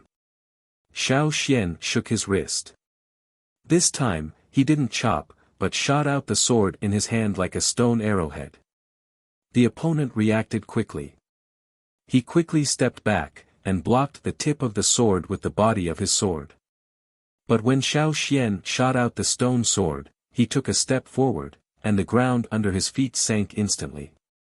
Grabbing the handle of the stone sword that was blocked, Xiao Xian didn't care about the sword coming from the left. He chopped at the opponent as if he wanted to die together with him. Fast. Xiao Xian felt that this chop was faster than any chop he had made before. Even though his hand was lacerated and his arm bones were about to break, he still felt that this chop was the fastest chop he had made since the beginning of the hunt. He could feel that his control of the stone sword was more skillful and precise. Puff! Blood spurted out from the side of the opponent's neck. Xiao Xian moved his body slightly, and his chest was hit by the opponent's horizontal chop. The opponent widened his eyes. He had hit him several times, but why didn't this guy get hurt? Another chop. Xiao Xian looked at the dead man on the ground and shook off the blood on his stone sword. The man on the ground was the leader of the 4th team of the Wuxia tribe. Different from the previous ones, this man was a senior totem warrior. Xiao Xian had to take advantage of the disturbance of the giant bear to launch several sneak attacks to get some results. Although the Wuxia tribe didn't have a good reputation, they were still powerful enough to be called one of the strongest tribes in the central region. Senior totem warriors were much more difficult to deal with than intermediate totem warriors. Xiao Xian's arms and calves were covered with cuts. Only the part from his torso to his knees, his animal skin coat and trousers had many cuts, but he didn't bleed much. Even the last chop from the opponent didn't make Xiao Xian bleed. Xiao Xian opened a cut on his animal skin coat and looked at the specially sewn leather coat inside. It was made from the skin of the insects he caught when he went to the Eagle Mountain with Cha-Cha. He was the one who had blocked the most dangerous attacks. When Xiao Xian picked up the insect skin, he didn't expect it to have such an effect. However, although he blocked those cuts and wasn't hurt, he suffered a lot of internal injuries. Some of his ribs were also broken. Quietly looking at the man on the ground, Xiao Xian felt the internal and external injuries caused by the bloody battle in the past 2 days. After this incident, he knew that he still had many shortcomings and couldn't underestimate anyone. If there were 2 more senior totem warriors, the result would be completely different. The smell of blood had spread in the air. Xiao Xian touched the wound on his arm, raised his head to look at the sky, and walked into the woods. Soon, there was not much left. Not long after, he saw the people of the Wuxia tribe fleeing in different directions.